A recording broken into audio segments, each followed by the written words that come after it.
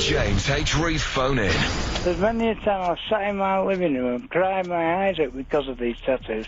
I've even thought of getting a knife and cutting them off myself. Call now on 0161 288 0103. So do you think they're going to cost an arm and an egg? These leg and an arm and an egg. An arm and an egg? Oh, brilliant! Call now on 0161 288 0103. What they don't seem to realise is that respect on the street, it's not respect, it's fear. Call now on 0161 288 0103. I'm entitled to walk in my community safe and live in my own home safe, but they took that away from us. The James H. Reeve phone in on Key 103. Call now on 0161 288 0103.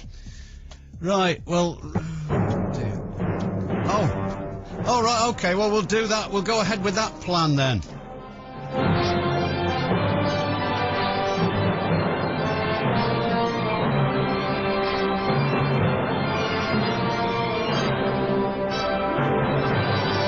We might have lost the element of surprise. Bromhead.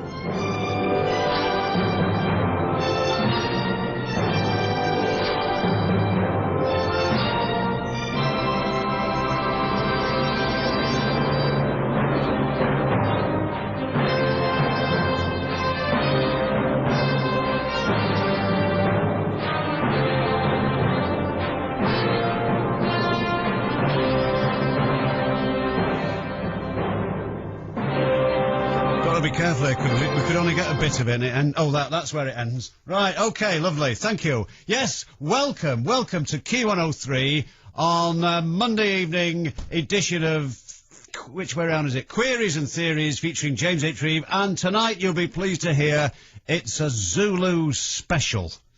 Not the whole thing, but there is a very Zulu-influenced part approaching a little later. Oh, and also... there's a Stanley Baker connection because there's more about Hell is a City. If you don't know what I'm talking about, let me explain. I probably think that will go down very well. Monday night, it's your opportunity to find out something that you've always wanted to know. And you may very well find out something that you didn't realise you wanted to know, but once you've been, well, persuaded to that view, you'll be pleased that you were. Because you'll learn something that you didn't know before. It's like this, you see. Here we sit, surrounded not only by hundreds of thousands of well-meaning and occasionally well-informed punters, but you've also got me, brain the size of a planet, sitting right at the centre of the enormous hub. And by calling 0161 288 0103, you can put a question to which you need to know the answer. And if you are of generous spirit, and I know that almost everyone who listens to this is, you may very well be able to provide the answer to a question of somebody else's. And so it goes on. And the whole thing just becomes a snowball of quick-fire questions and answers, and then an answer will come up to a question that we had a few minutes ago, and then another question will arrive, and it's so... you wouldn't believe it. The only thing to do, really, is to listen and take part. I'll give you an example of what we did. This is what we did last week, and there's one or two things that have got to be carried forward. What happened? Here we are. What did we find out? Well, there were some things that we didn't find out, actually, but some things that we did find out were, for example, where the expression pear-shaped comes from. It's all gone pear-shaped. It turned out to be, well, it started off with, it's an aviation term, but I'm more inclined to the explanation that it's a ballooning term from the early days of probably the end of the 19th century. If a balloon went pear-shaped, you were in trouble. That's the one I'm going for. That's the sort of thing I'm on about.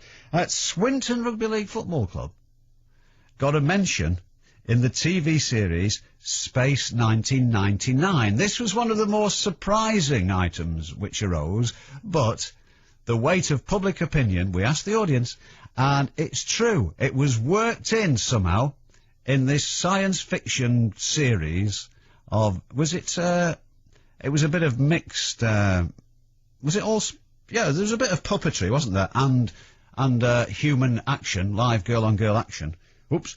Swinton Rugby League Football Club were mentioned. It's a fact. We could even tell you the name of the episode. We got to the bottom of the curious exercise which was carried out, I think, in the 1970s, of this book, Masquerade, which was like an international treasure hunt for a solid gold hair, H-A-R-E, encrusted with jewels, and the fascinating story which lay behind that. And I was very grateful because I'd almost forgotten about that, but I was very pleased when somebody reminded me of it. We did get to the bottom of it, and there was a bit of a tale of intrigue involved. It actually happened. There was a lot about the film which was shot in and around Manchester called Hell is a City. That had Stanley Baker in it, as well as... Oh, sorry, I thought... Couldn't quite get the music again there. As well as Zulu, Stanley Baker with that. We got a lot of information about that, and there's more to come because we've got eyewitness accounts, and we've also got someone who, in a way, actually... It's a bit late now. We're on the roof of the refuge building now. We're not at Rorke's Drift. Get rid of that. Right, haven't you got the sound of a 42 going past? If you want. Right. Where was I now? Oh, yeah, somebody who actually played an important part in making the filming of Hell is a City possible. There's more of that coming up, you see. So some things can go on week after week, can't they? Right? What else happened? We talked about Ian McShane, the actor, and his family, and the family's footballing history. Satisfactory. The strange thing which railway engines do, which is called priming, which we did find out about, I think it involves inadvertently squirting steam over the paying customers. But, yeah, they didn't delay us for too long, that one, but that was interesting. Ina Sharples, Violet Carson, Ina Sharples of Coronation Street. We found out about her Hollywood career. Yes, it did happen, because Davy Jones out of the Monkees played her grandson in Coronation Street, and when he became a big star in America, he returned the favour, and she appeared in, I don't know whether she had the hairnet on, but she appeared in a number of very popular American series, The Monkees, and I'm told Batman, and one or two others. That is a fact. What else? Away from the media, why is October the 10th month when Oct stands for 8 in just about everything else? We sorted that one out. It's because the Romans had 10 months to begin with, and then they stuck a couple of extra ones in the middle, so everything moved down 2. That's how that came about. That is a fact. The Richter scale. What is it? Well, we sorted that out, but what we also discovered, that was a bloke from Rochdale played a major part in forwarding the science of seismology. His name was Milne, and the area Milne Row, apparently, is named after him. That's a fact. The expression daft as a brush, where does that come from? We sorted that one out. It started off as soft as a brush, and then became daft as a brush through popular usage. That's a fact. Another, we can tick that particular box.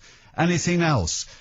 We established that the Glenn Miller Orchestra played a concert at a pub in Davyhulme, the Garrick's Head in Davyhulme. Was there somebody who was there? I don't know whether they were there, but we had that confirmed. What else was there?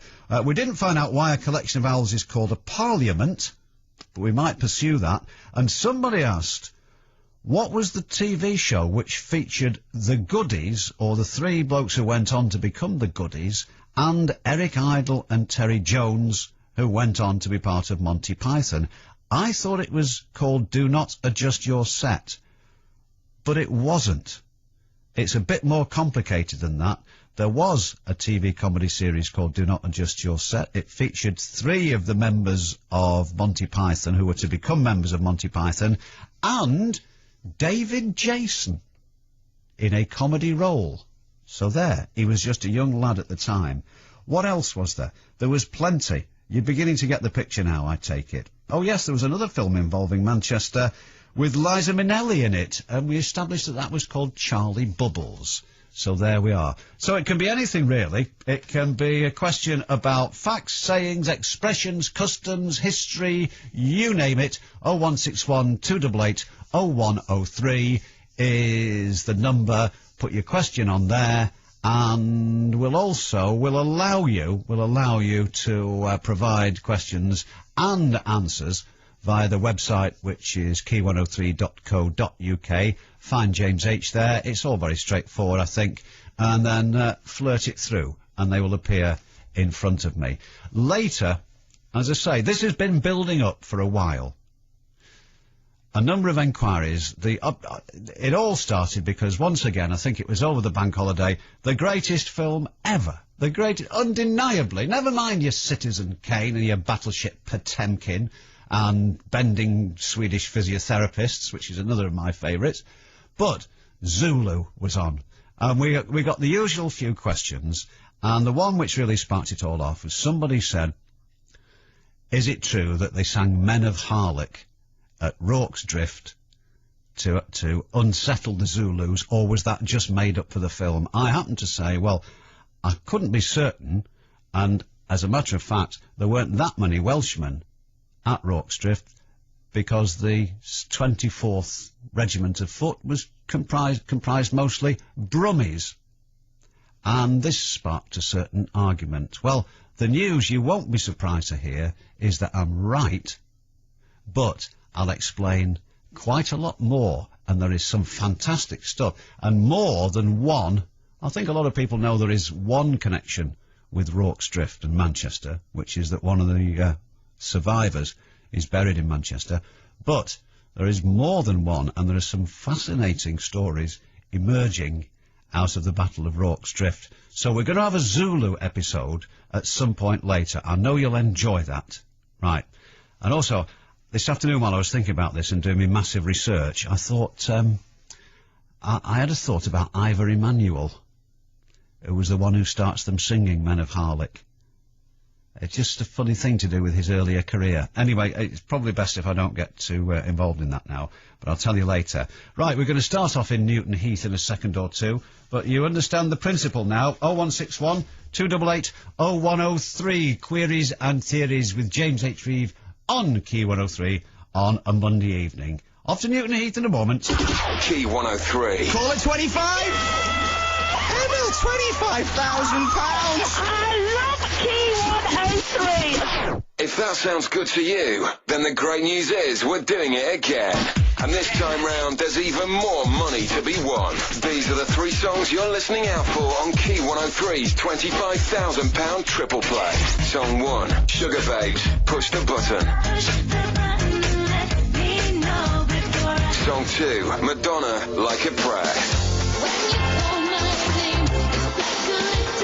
Song 3, Stereophonics, Handbags and Glad Rags.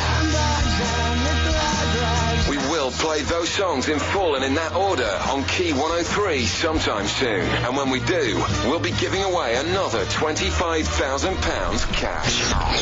Stay listening to win cash. The £25,000 triple play is playing again on Manchester's #1 hit music station, Key 103. Wouldn't it be a good idea to be able to move your mortgage without paying hundreds of pounds in setup fees? We think so too. The fee-free mortgage from Abbey. Pay nothing on booking fees, nothing on standard legal fees, nothing on valuation fees. Pay absolutely nothing to remortgage to us. Call 0800 80 80 80, visit abbey.com or your local branch for details. Abbey. More ideas for your money. Available on selected tracker products. Early repayment charges apply for 2 years from completion. Free valuation up to £1,100. Calls recorded. When Mum was out, he'd give me beer and show me videos. Then do stuff to me. He said there'd be big trouble if I told anybody. I was dead scared to tell anyone. But one day, I plucked up the courage. It was tough, but it's worse if you don't tell someone. If it's happened to you, when you're ready, visit the NSPCC website, don'thideit.com, or call Childline on 0800 1111.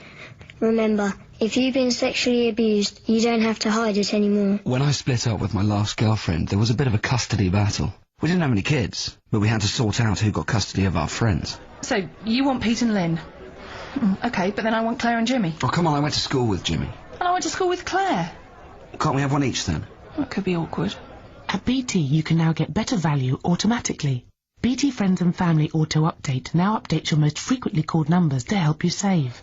What about Stuart? Oh, you can have him. No. To opt in, visit bt.com/value. Available to BT Together customers. Number of eligible numbers dependent on package. 01, 02 and 07 numbers. Exclusions and conditions apply. Auto Glass Repair, Auto Glass Replace. If you've left a chip in your windscreen and it's turned into a crack, Autoglass can replace it. We just put everything back to normal, and then you've got a lifetime guarantee on the workmanship for as long as you own the vehicle. If you ever need your windscreen replacing, call Autoglass. 0800 36 36 36. The James H. Reeve phone in on Key 103. Call now on 0161 288 0103. Oh, yes. And stay tuned, of course, for more Hell is a City, more eyewitness accounts of the only really significant film that's ever been shot in Manchester. Oh, no, Yanks wasn't it? A lot of that was shot around Ashton and things like that. But anyway, there's more of Hell is a City coming up. Newton Heath is our first port of call this evening, and it wouldn't be the same without Joan. Joan, you're on that Key 103. Oh, wise one. Oh, Grasshopper. hey, she's got the idea. Yes, of course. I'm due for a bit more respect. James, do put me out of my misery. Tell me, what does tilting at windmills mean? Sometimes I think, I know that. You know, when I'm reading the story, and I just can't grasp it at all. Do tell. Oh, do tell. Well, then let me sit at my feet, Grasshopper. Right. And I'll tell you, tilting at windmills means it's like tackling unrealistic challenges. Right. Okay. So tilting is as in jousting, with a lance. Oh, yeah. Okay. But it comes from a story by a bloke called Manuel Cervantes, who wrote The Adventures of Don Quixote. Oh, yes. Right? Now, Don Quixote was, as the Spanish say, crackers. And with his faithful servant, Sancho Panza, or was it Pancho Sanza? Anyway, he travelled all over Spain looking for injustices to put right and all this sort of thing. But he was daft. As a brush. Oh, as a brush, yes. As the Spanish say. Yes. So, because of his condition, when he saw these windmills, he thought they were giants waving their arms about. Right. So he thought, well, I shall conquer these giants, these ogres, and so he set off with his lance under his arm towards them. I don't think he was on a horse. I think he only had a donkey. The donkey? Yeah. Yeah. Yeah. So the idea was that these were obviously a bloke you can't do anything against a windmill, apart from the fact that it's not a giant. Right. But you're unlikely to make much headway against it, are you? Right. Because the dirty great arms will keep going round, and you're not going to make any difference. Like the one near Blackpool, yeah. Well, I think they've got the handbrake on that one. But I take your point. So it came to me, tilting at windmills came to mean tackling impossible? Yeah, tackling the impossible, trying to overcome invincible enemies, or imaginary enemies. I think that's more the sort of... Isn't it a wonderful saying, though, It encapsulates the whole thing. The imagery is fantastic, I think. Isn't it? Yeah. So is... I nearly used a rude expression then involving a ragman's trumpet. Which you might have heard. Yes. Mm. So is that all right for you? That is absolutely. What do you know, James? I asked last Thursday, but it was the wrong night, of course. And your friend Jackie there, what memory? She said, "Oh yeah, I know who you are." When I phoned, you're Joan, and you phoned last week, didn't you? Yeah. Well, we've got a file on everybody. Oh, I thought it was our memory. Oh no, we've got a big filing cabinet with everyone's personal details. No, come on. Yeah, we like this. We work very closely with the CIA. Oh dear. Yeah. Oh, yeah. Anyway. All right, Mrs. So how's that for you? That is wonderful. See, now, can I just say something at this stage? Of course you can. It's your show. Right. Of course it is. I'd like you to remember that. These spotty Herberts who can't hold a conversation without looking every sentence up on Google. Yeah. They accused me of doing that. Now, did I look that up on Google? No, but Jackie probably did. No, how dare you! Oh. No, James, wise one, dearest. Yeah. I trust you. I think your memory is a bit like that fella used to be on radio. I forget his name now, yeah. I do. Oh, Jimmy Clitheroe? I met him once, you know. Oh, no, please don't tell me. Came up to my knees. No, I think you've got a very, very knowledgeable, my dear. Well, I am, thank you. I'll tell you what, I am struggling here. There's a text message come here, Joan. I don't know whether you know this, actually. 2 questions in one. Does the word lunatic have anything to do with the moon? Well, yeah. Yes, lunar. Of course it does, yeah. Because it was believed that people were affected by the phases of the moon, and that's what sent them round the bend. Well, what about hysterectomy? What? Hysterectomy. I'm hysterical. They said women were hysterical. Oh, yeah, oh, yes, what does it mean? Yes, it means the womb, doesn't it? Yeah. Yeah, it's from the Greek for the womb. So hysterics was because that's where all your emotions were supposed to come from. Exactly. And some feel that is actually the case. But listen, this is the other bit. Go on. And I don't know that. I'm amazed. I don't know this. How did Whalley Range get its name? Oh. Now then. Maybe somebody called Wally had a big stove. Possibly. Yes. Yeah. I don't know. There might be somebody in the Whalley Range area who might know, because I know most of the origin of most of the place names round Greater Manchester. But Whalley Range, I know it's rhyming slang, isn't it, for change? Oh, is it really? Oh yeah, obviously, yeah. I'll tell you what, I did discover over the weekend, James. Yes. A lot of place names. A lot of people have place names.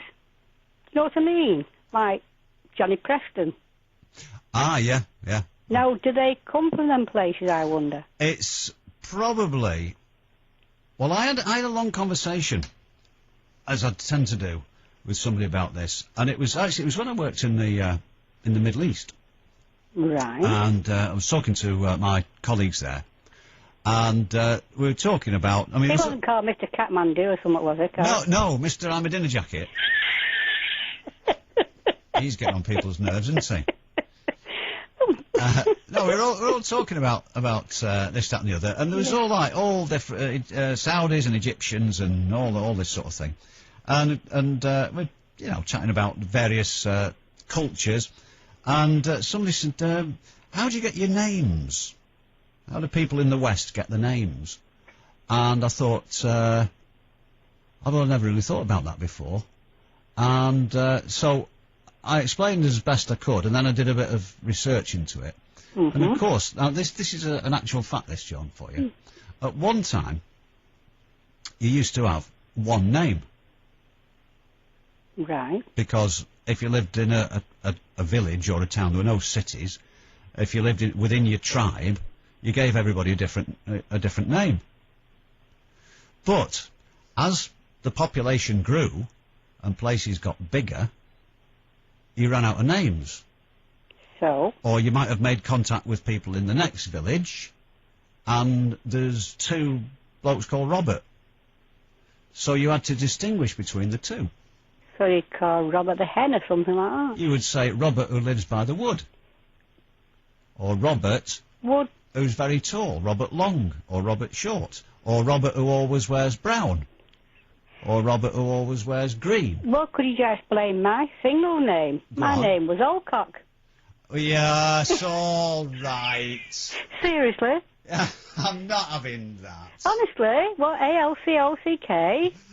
Well, of course, you weren't part of that famous act Alcock and Brown, were you? Oh, probably not.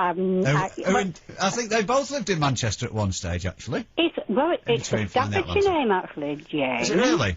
Yeah, but the point is, I don't think I could have been any relation to a flyer, because I can't stand the chair without getting a nosebleed. Yes. Well, look, I think I'm trying to keep this conversation on the straight and narrow, actually, John. Well, yeah. With me. I'm just being honest. I know you are. We will look it up and see what Alcock means, actually. But so it went on, and you gave people, and this all happened round about the 12th century. Right. Before that, people generally had one name, and that was it. But it was round about the 12th century that people started to have another name added to distinguish them. Yeah. So, this is the interesting thing coming up now. There were people described by their appearance, or where they lived, or if they came from somewhere else.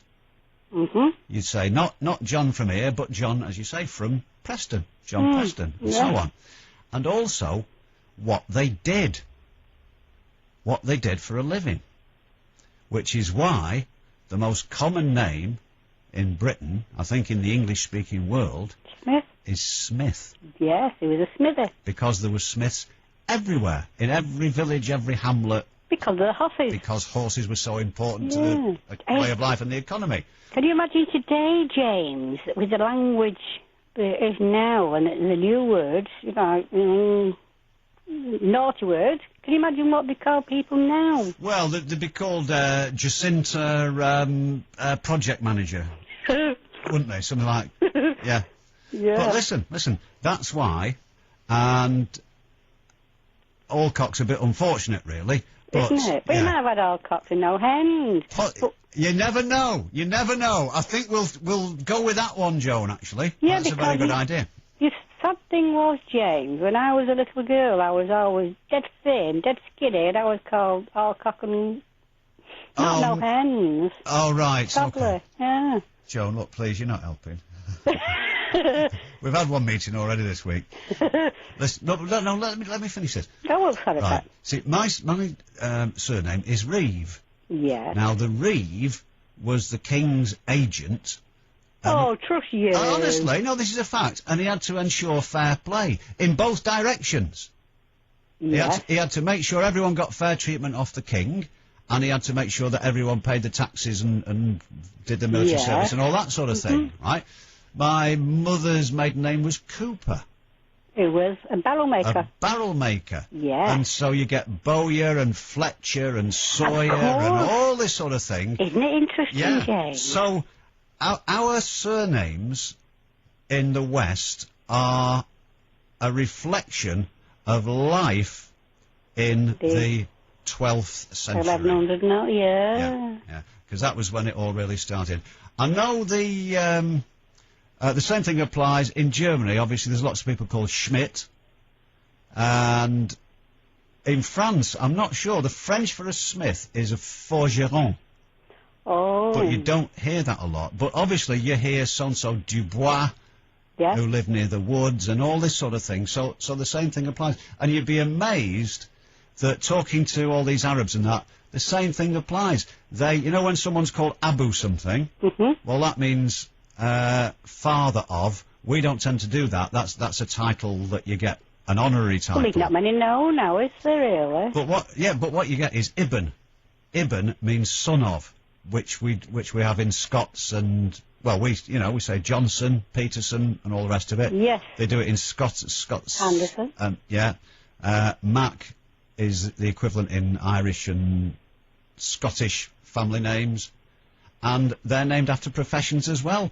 And my gaffer amazed me by saying that there was a name that he used every day, but his full name was his final name was Shanak, and that means a hangman. Ooh. Yeah. But then again, fair point. Turjuman. There were several people called Turjuman, and Turjuman was a translator.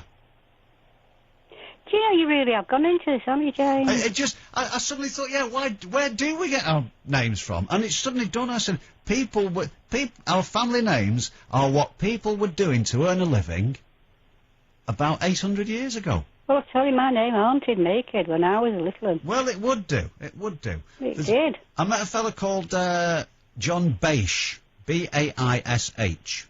Yeah. And I thought, that's an unusual name, that. We're talking away, and he said, he says, I'm half English, half Iranian. So I assumed with a name like that, his father was Iranian. Mm-hmm. So we're chatting away, and I said, whereabouts? He said, oh, no, my mother's Iranian. He says, my dad's from Worcestershire, or Warwickshire, I think. He said, Baish is an old Warwickshire name, and it means it's a corruption of by the ash tree. Flipping heck. See? So there we are. Isn't that bloody fascinating? Our language is corrupted into all sorts. Yeah. Very interesting. I'm glad I spoke to you tonight, James. Well, there we are, you see. Someone's just texted in, he said, my surname's Crook. Yeah. Does that obviously a conservative. Does that imply that my family were shepherds or burglars? Aye, thank you. Probably a bit of each. I'm not going to do that gag. So are you satisfied? I know you're a woman who takes a lot of satisfying, Joan, but are you... Can you tell that, James? Oh, and somebody says Smith isn't common, it's popular. Whatever. Perhaps I should have said widespread. So there you are. Now, how that came out of windmills, I don't know, but there we are, you see. We went off on a bit of a tandem there, didn't we, Joan? Oh, just remind me, James, you're trying to... tilting at windmills, you're trying to change the impossible. Is that what you're tackling an impossible or perhaps imaginary enemy. Thank you so much. And it's Manuel Cervantes, and the novel is called The Adventures of Don Quixote. Thank you so much. I thank you. Okay, babe. Signed, sealed. Night. Night now. Right, night. There we are. Another satisfied customer. Correct in every detail. 0161 288 0103. We'll have a look at some emails, and we'll talk to another Hillman. And don't forget, you might want to get some popcorn, or perhaps a Kiora orange drink, because it won't be long before we have our Zulu special. 0161 288 0103. And, sorry, I mustn't do that. I've been told not to do that. Right, let's get weaving. Oh, everything's changed here. Sorry, I don't know what that machinery's supposed to do. But listen, the film Hell is a City. This is the one that was shot in Manchester, and Stanley Baker as the detective trying to find some criminals, and there's a great deal of discussion about it. But I'll tell you exactly. I'll quote you two people with a direct involvement in a second. And someone who actually was instrumental in actually allowing the film to be made. Isn't that amazing, you see? You never know who you're talking to. Thank you. It's 25 minutes to 11. James H. Reeve on Key 103. Monday night is, of course, Queries and Theories night. If you've got the former, give us a tinkle on 0161 288 0103, and we'll try to discover the latter. 2 in the morning on Key 103. Did you miss the match on Saturday? Sarah in Urmston says, I missed the game. I was having a bikini wax at 2:30. I didn't see the match, but the lady from the salon had it on in the background, and she kept waxing to the crowd cheers. Oh, you wouldn't want that. It's a go out! Start your day with Key 103, yeah. Ooh, yeah, yeah. Where am I? You're tied to a pole with a load of wood underneath you in the middle of my village. But I was just on my way to get a Volkswagen Fox. What's happening? Remember that song by Elton John called Sacrifice? Well, think of it as a tribute to you. 659. What's that chanting? It's just a special chant. It's pretty catchy, actually. Anyway, better get on. You may feel a slight burning sensation. It's called being on fire. The new Volkswagen Fox. What's stopping you? Because now you can pick one up from just $6,590 RRP. And with CD player, twin airbags and power steering as standard, you'll need a really good reason not to. We're giving you the chance to win a Fox or other amazing prizes like 6,590 air miles to New York, a 6,590 feet high trip to the Grand Canyon, or 6,590 minutes of music on an iPod. For your chance to win, log on to fox6590.co.uk. Terms and conditions apply. The new Volkswagen Fox from just $6,590 RRP. What's stopping you? Key 103. Can I help you, sir? Yes, I've just come back from holiday to find I was charged extra for using my card abroad. Not a charge, sir. That's a tip.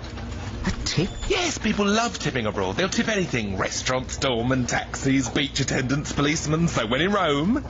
Yeah, I didn't go to Rome. Oh, you must. Look, it's just that people do things differently in other countries. That's why we call them foreign. And we thought you'd like to get the full experience. Unlike some places, Nationwide don't charge you any extra when you use your cards abroad. After all, it's your money, whatever the currency. Aren't tips meant to be optional? They are optional, and we opted to take your money. Bye.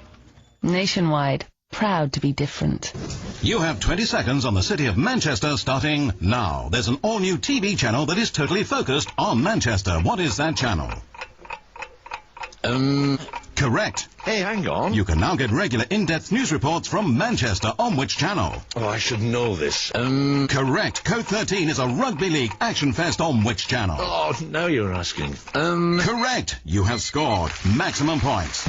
Channel M is the all-new TV station for Manchester with more news, more sport, more entertainment, more Manchester full stop. Channel M, now on Sky Guide 203, NTL 26 and free-to-air frequency 39. The James H. Reeve phone-in on Key 103. Call now on 0161 288 0103.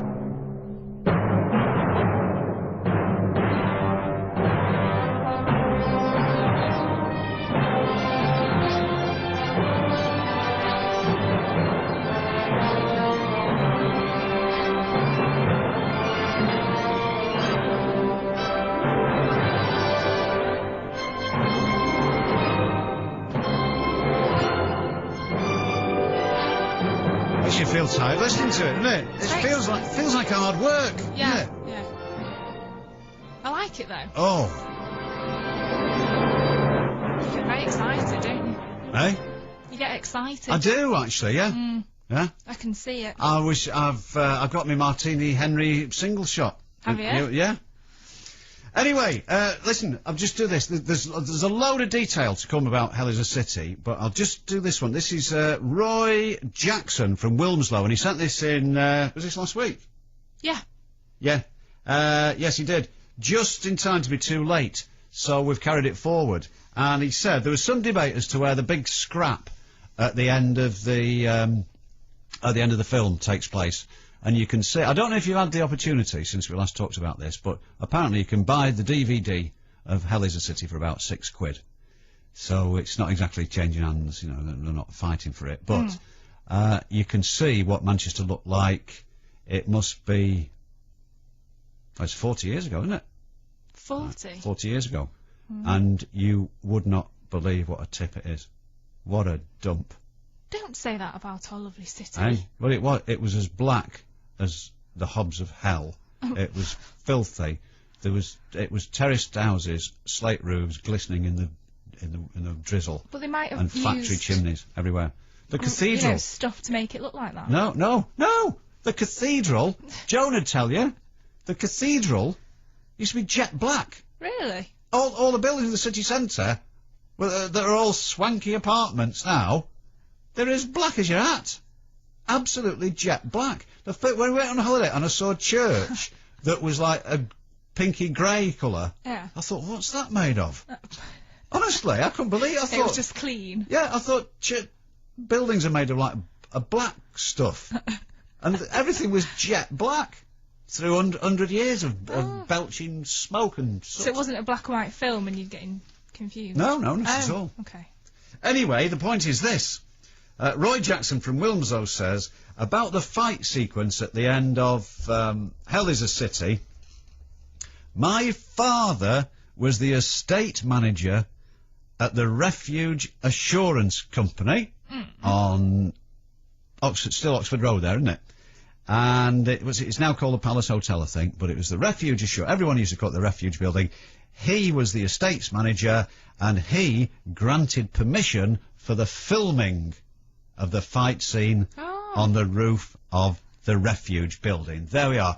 I'll tell you something, Roy. Thank you very kindly. That's smashing that. And Harry in Humour sent us some stuff about he can practically tell you every slate that Stanley Baker stood on. So that's coming up later as well. Very important. But there we are. Right. And what else is coming on the inquiry front? Well, after you talking about surnames, there's been a flurry of text messages. My name is Foot, spelt F-O-O-T-E. What does it mean? Dunno. James, my name's Wagstaff, but don't know what staffs we were wagging or why. Dave Wagstaff. Paper City. I don't know, you see, it's tempting to think Wagstaff is something to do with waggling a staff, but it might be a corruption of something. It might be something that sounds like something. Did shepherds have staffs, didn't they? May have done, yeah. Yeah. Yeah. But sometimes you just couldn't get the staff. No. I have 2 friends, their second names are Hiscox, and I'm not saying the other one. No, well, he's made that up, and he wants a good hiding. In fact, James, can you make a note of that? Give him a good hiding. Number, yeah. James, regarding the surnames, what about names like McGee or other small C's? Mac means son of. Yeah. And that applies in Scots Gaelic, and I can never remember which way round it is. I think Mac means son of in Irish Gaelic, and O, as in O'Brien, means grandson. Oh, is that right? So I'm led to believe. Ah. Yeah. Or it might that might be the other way around, but it's certainly that's Mac is son of in Scotland, and Mac and O in Ireland are son and grandson of.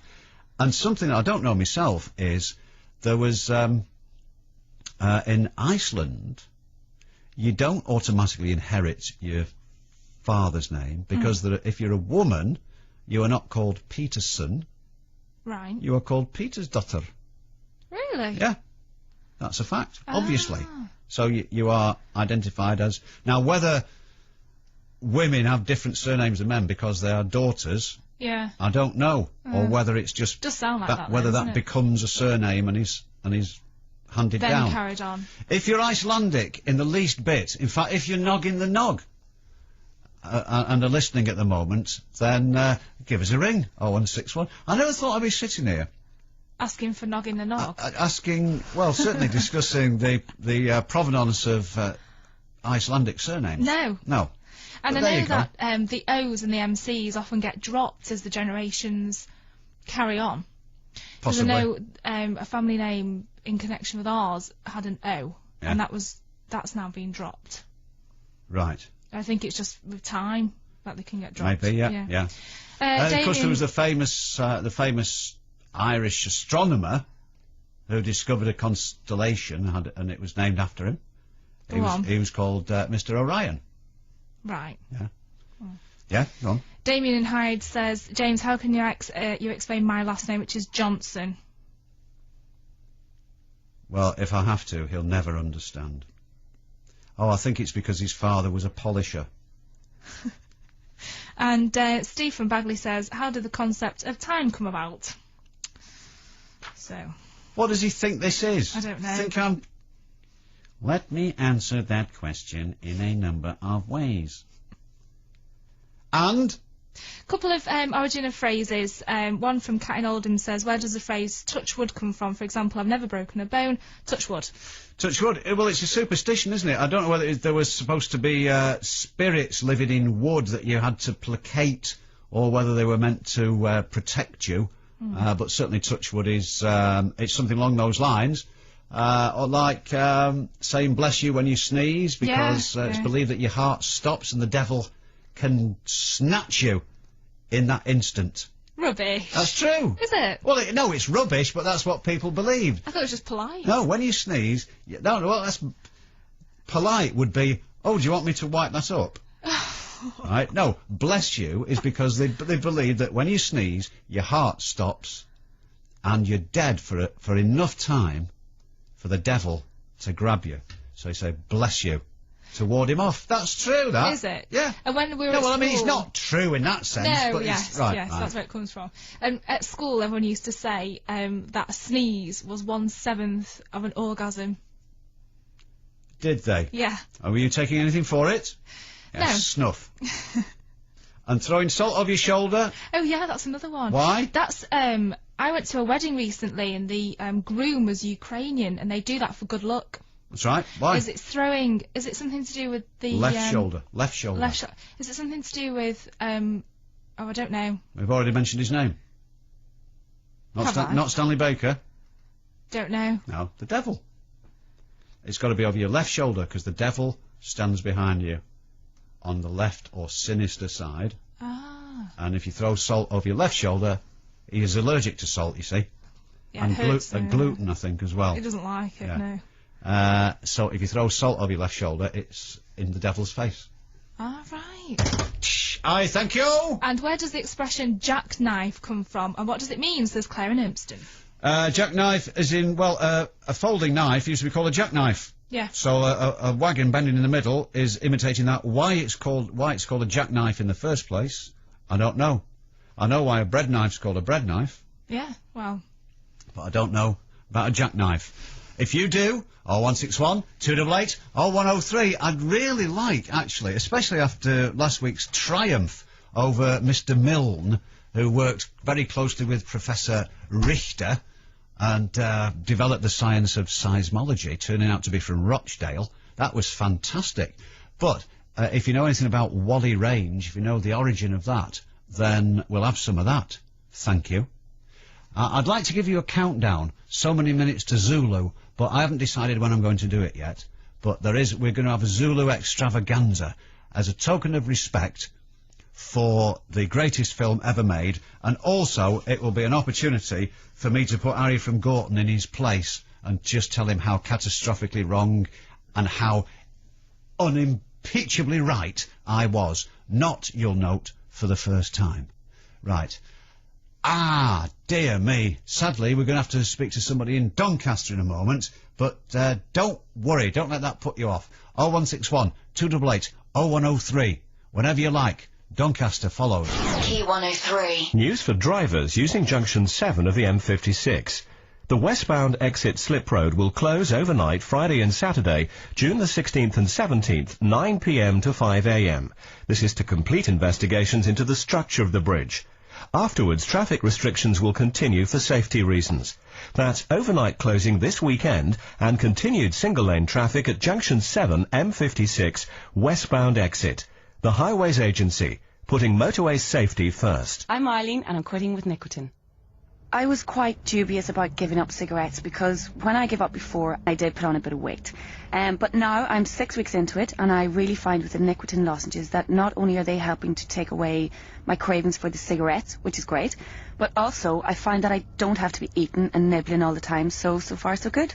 Eileen quit smoking last year using nicotine CQ 4mg lozenges, which helped Eileen control her cravings and her weight while she quit. Requires willpower, contains nicotine, always read the label. When I split up with my last girlfriend, there was a bit of a custody battle. We didn't have any kids, but we had to sort out who got custody of our friends. So, you want Pete and Lynn?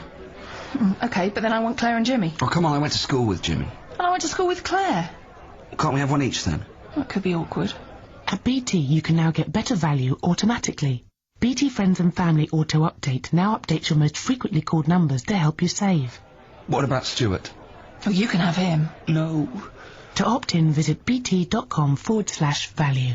Available to BT Together customers. Number of eligible numbers dependent on package. 01, 02 and 07 numbers. Exclusions and conditions apply. Our new IKEA store opens in Ashton-under-Lyne in October and we're already assembling our team. We're looking for all kinds of people to work in sales, catering, customer service, warehouse and administration. In return, we offer a great working environment and flexible hours to suit your lifestyle. Putting a great team together isn't easy. So right now we're holding the IKEA job fair so we can all get to meet each other.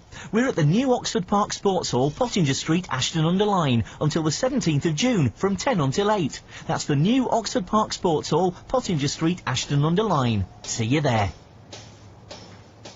Comrades! Comrades! Where are all the comrades? Decadently at home booking flights, sir. It's all part of Monarch's low-cost revolution. They're giving up to 50% extra web discount. 50%?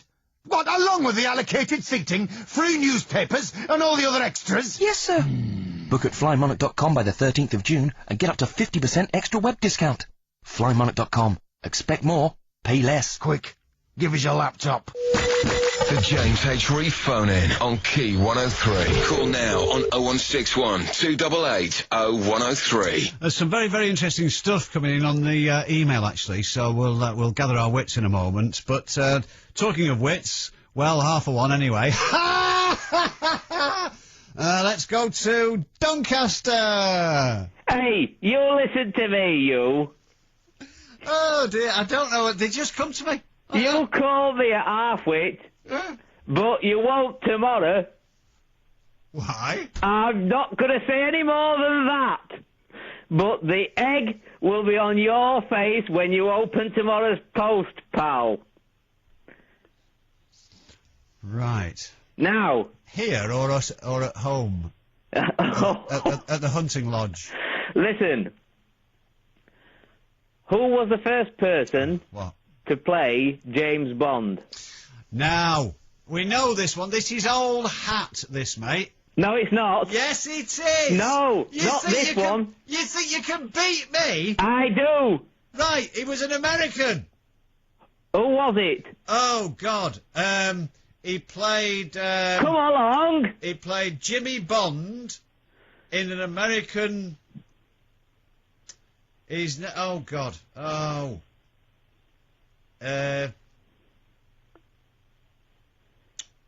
God, I can't remember now. Oh, how convenient. Right. He's played Secret Agent Jimmy Bond. Come on. And his name was... What are you doing, tapping it into Google? No, I don't do that. I'll tap you into bloody Google. Eh? Of course you do. Hey, thinking about Google, what's the matter with it? What do you mean? I can't listen to your show. What's the matter? Google's got nothing to do with it. Yeah, but you're not coming over the internet tonight. Oh, God, well, I don't know. I can't... Get yourself out of bed first thing in the morning and get on to the engineers. I haven't got any WD-40 with me. Yeah, but listen, I can't be doing with not listening. Well, I know, it must leave a big gap in your life. It leaves a gap in my wallet. Wait while you open that mail tomorrow. What do you want anyway, you irritating git? Are you going to answer the question? Oh, I can't remember his bloody name now. You were going to say Bob Holness. No, I wasn't. You told me years ago. You told me years ago that the first person to play James Bond was Bob Holness. Right, it was the first person to play James Bond of what do you call it? And it was on radio, and I think it was in South Africa. No, it wasn't. The first person to play James Bond was Barry Nelson. Barry Nelson played Jimmy Bond. James Bond. Jimmy Bond. James Bond. Jimmy Bond, and he was an American secret agent. Do you want some money on it? Do you want some of the money you've been stealing off me for the best part of a decade? Hey, I've just stolen a bit more. I had a check this morning. Oh. Fantastic. I'll hunt you down to the ends of the earth. You know this, don't you? Listen, few pints of beer on you at the weekend. All right, well, here's one. I didn't steal this off Dave Spikey either. I made this up this morning. Sit down there, you. I need to get some band laughs here. All right? So the American president's out playing golf. Yeah. And he gets out of his buggy to have a swing, and he forgets to put the handbrake on. Not uncharacteristically. No, yeah. And the buggy rolls into a bunker. And it's stuck in the sand. And the two CIA blokes are trying to push it out. And they can't. And the president's he's not bothering. He's not giving them a lift. So one says to the other, he said, do you think we can get this out of here? And the other one says, oh yeah, if Bush comes to shove. Oh, dear. You're right. Hey. Well, yeah, you always said it's pure ale when you get £5 for it, will you? Or has it gone up? No, that's true. That's true. True. True? True. Oh, listen, I've got a question for you. Good, because that's actually the object of the exercise. Yeah. Listen, Jack the Ripper. Yes. A film by Robbie Coltrane. By him? Yeah. Yeah. What's the title of the film? Title of the film, about Jack the Ripper. It's about Jack the Ripper, and Robbie Coltrane is in it. What's the title of the film? Dunno. That's one for the Hillmans, that, isn't it? Oh, well, that's some good to me tonight. What do you want me to do? Tell me the answer to the film. I don't know the name of the film about Jack the Ripper, which is also rhyming slang, and I'd be very reluctant to watch a film with Robbie Coltrane in it anyway, because he's rubbish. He's brilliant. He's good. Fantastic. Oh, don't start. Fantastic. Name of a film... Yes. About Jack the Ripper. Let me start another list here. I'm drowning in paperwork. Oh, Harry and Gorton wanted to know where the expression red herring comes from. A film about Jack the Ripper. with Robbie Coltrane in it. Right. I don't know that one. I'm not very keen.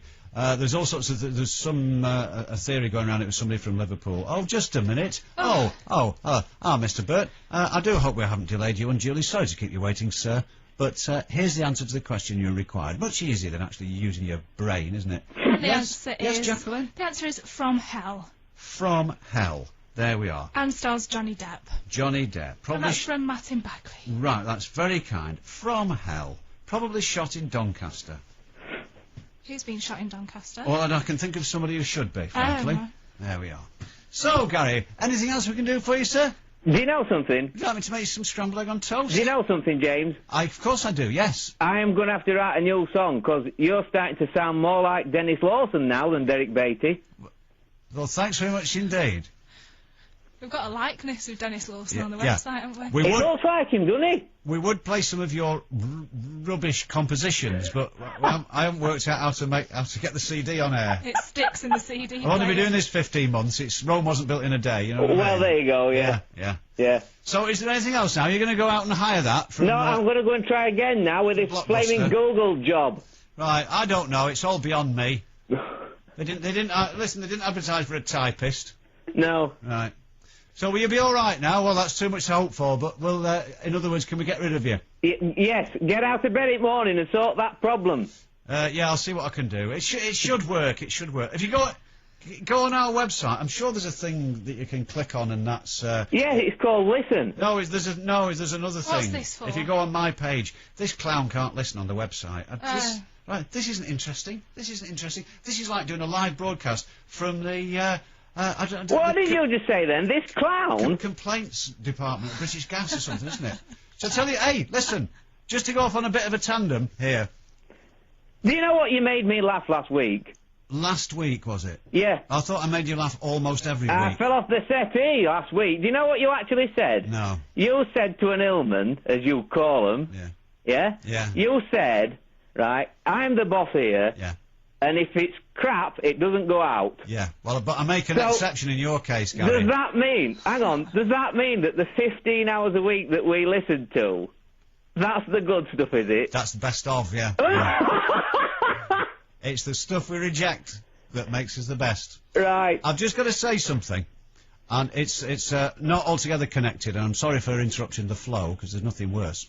But, in the light of current events, I think this is shocking.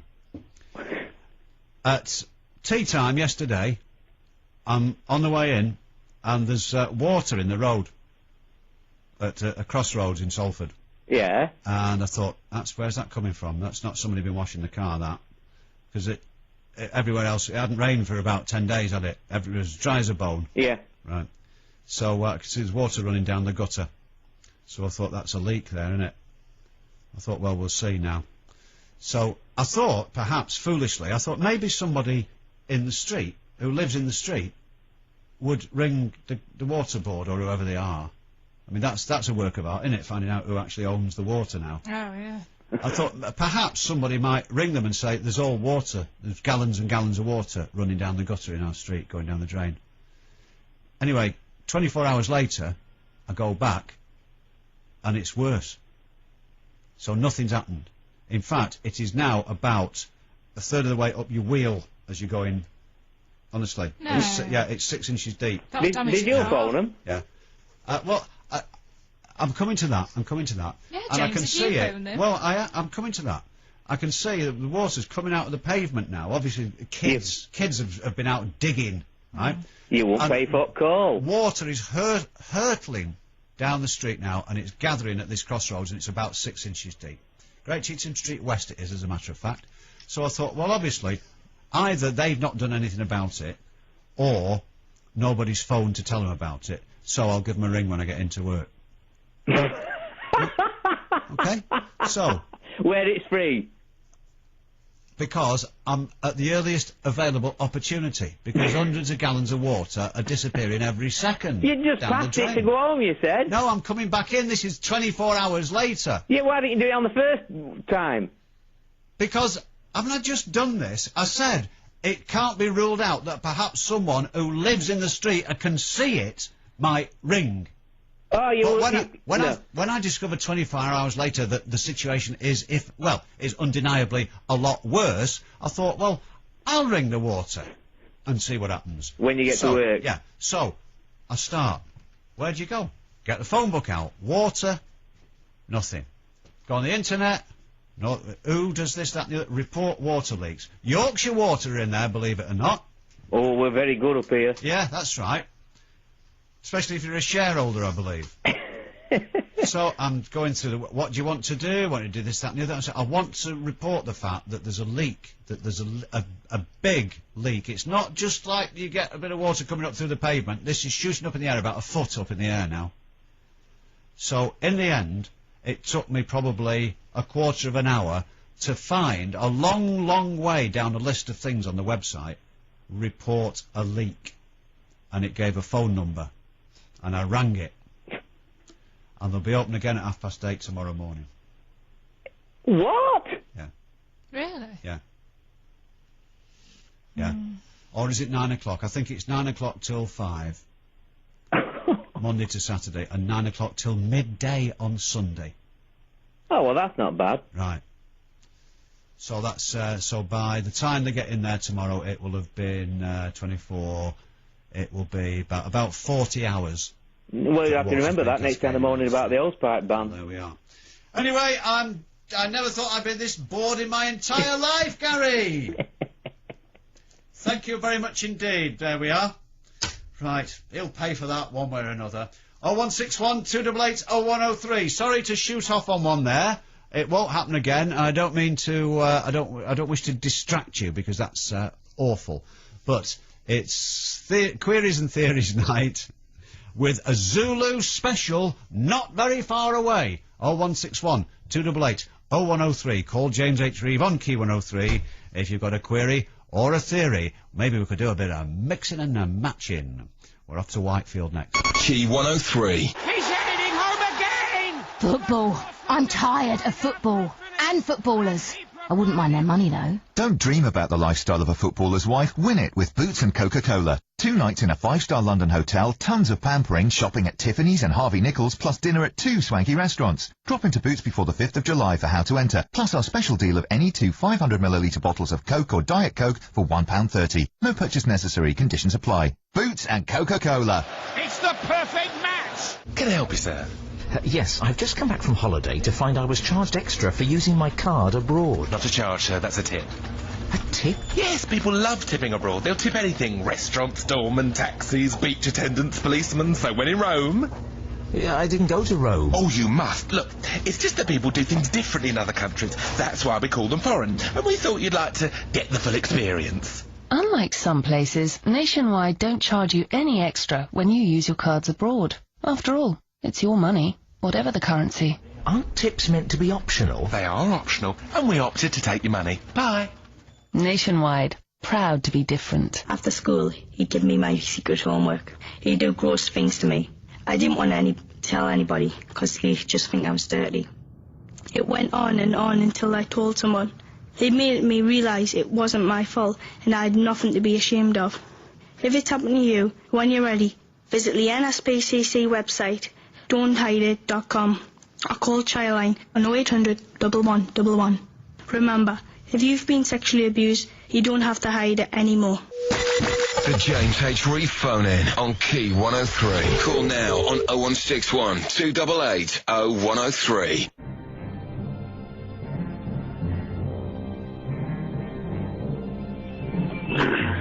Stuart in Whitefield. Hello, James. Are you there? Yes, I am. Yes, I am.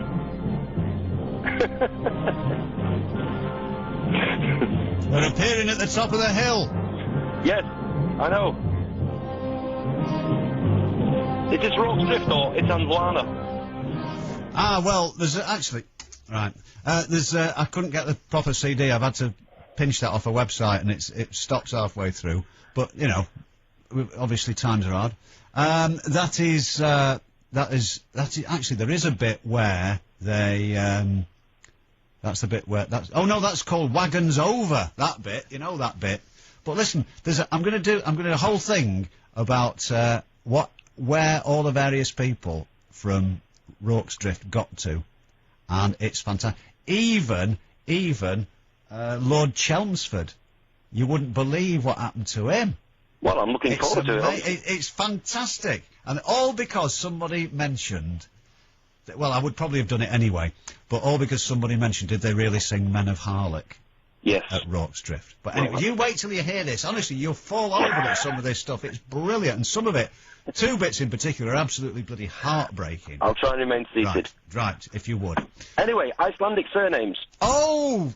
You're not really... Are you going to tell me something about Icelandic surnames? I've got the whole gen. Fantastic! Basically, as you like to hear, you were right. Ah, good. What happens is, when a father gives birth, let's say your father's called, Noggin. No, can I... All right, Noggin, Ragnar Noggin. Okay. Okay. His daughter, can we go for Ellen? Yeah. Will become Ellen Nogginsdottir. But his son, Barney, will become Barney Noggin's son. Nogginson, okay. But if the females marry... Yeah. They then take the husband's name. So if you want to find out, whether a woman's married in Iceland, if she's called, Hoffi Ragnar's son, then she's married. If she's called Hoffi Ragnar's Dottir, as one Miss World was once called, I think. Yeah, that's right. Or was it Carl's Dottir? Something like that, anyway. Yeah. There's certainly somebody called Peter's Dottir, I remember. Oh, I think she might have been an Icelandic minister, MP or something like that. The name was possible, anyway. But she wasn't married then if she was known as Dottir. Right, so if I were Icelandic and I had a sister, a bit of a long shot, I grant you, but if I were Atlantic, if I were Icelandic, what am I talking about? You're talking about Atlantis? Yes. If I were the man from Atlantis. Oh no! Patrick Duffyson. Yes, leave it! Right, if I had a sister, I would be called somethingson, and she would be called the same thing, Dotter. That's right. Okay. And if you look in the Icelandic phone book, yeah, they're all listed under your given name, because the surnames are also very similar.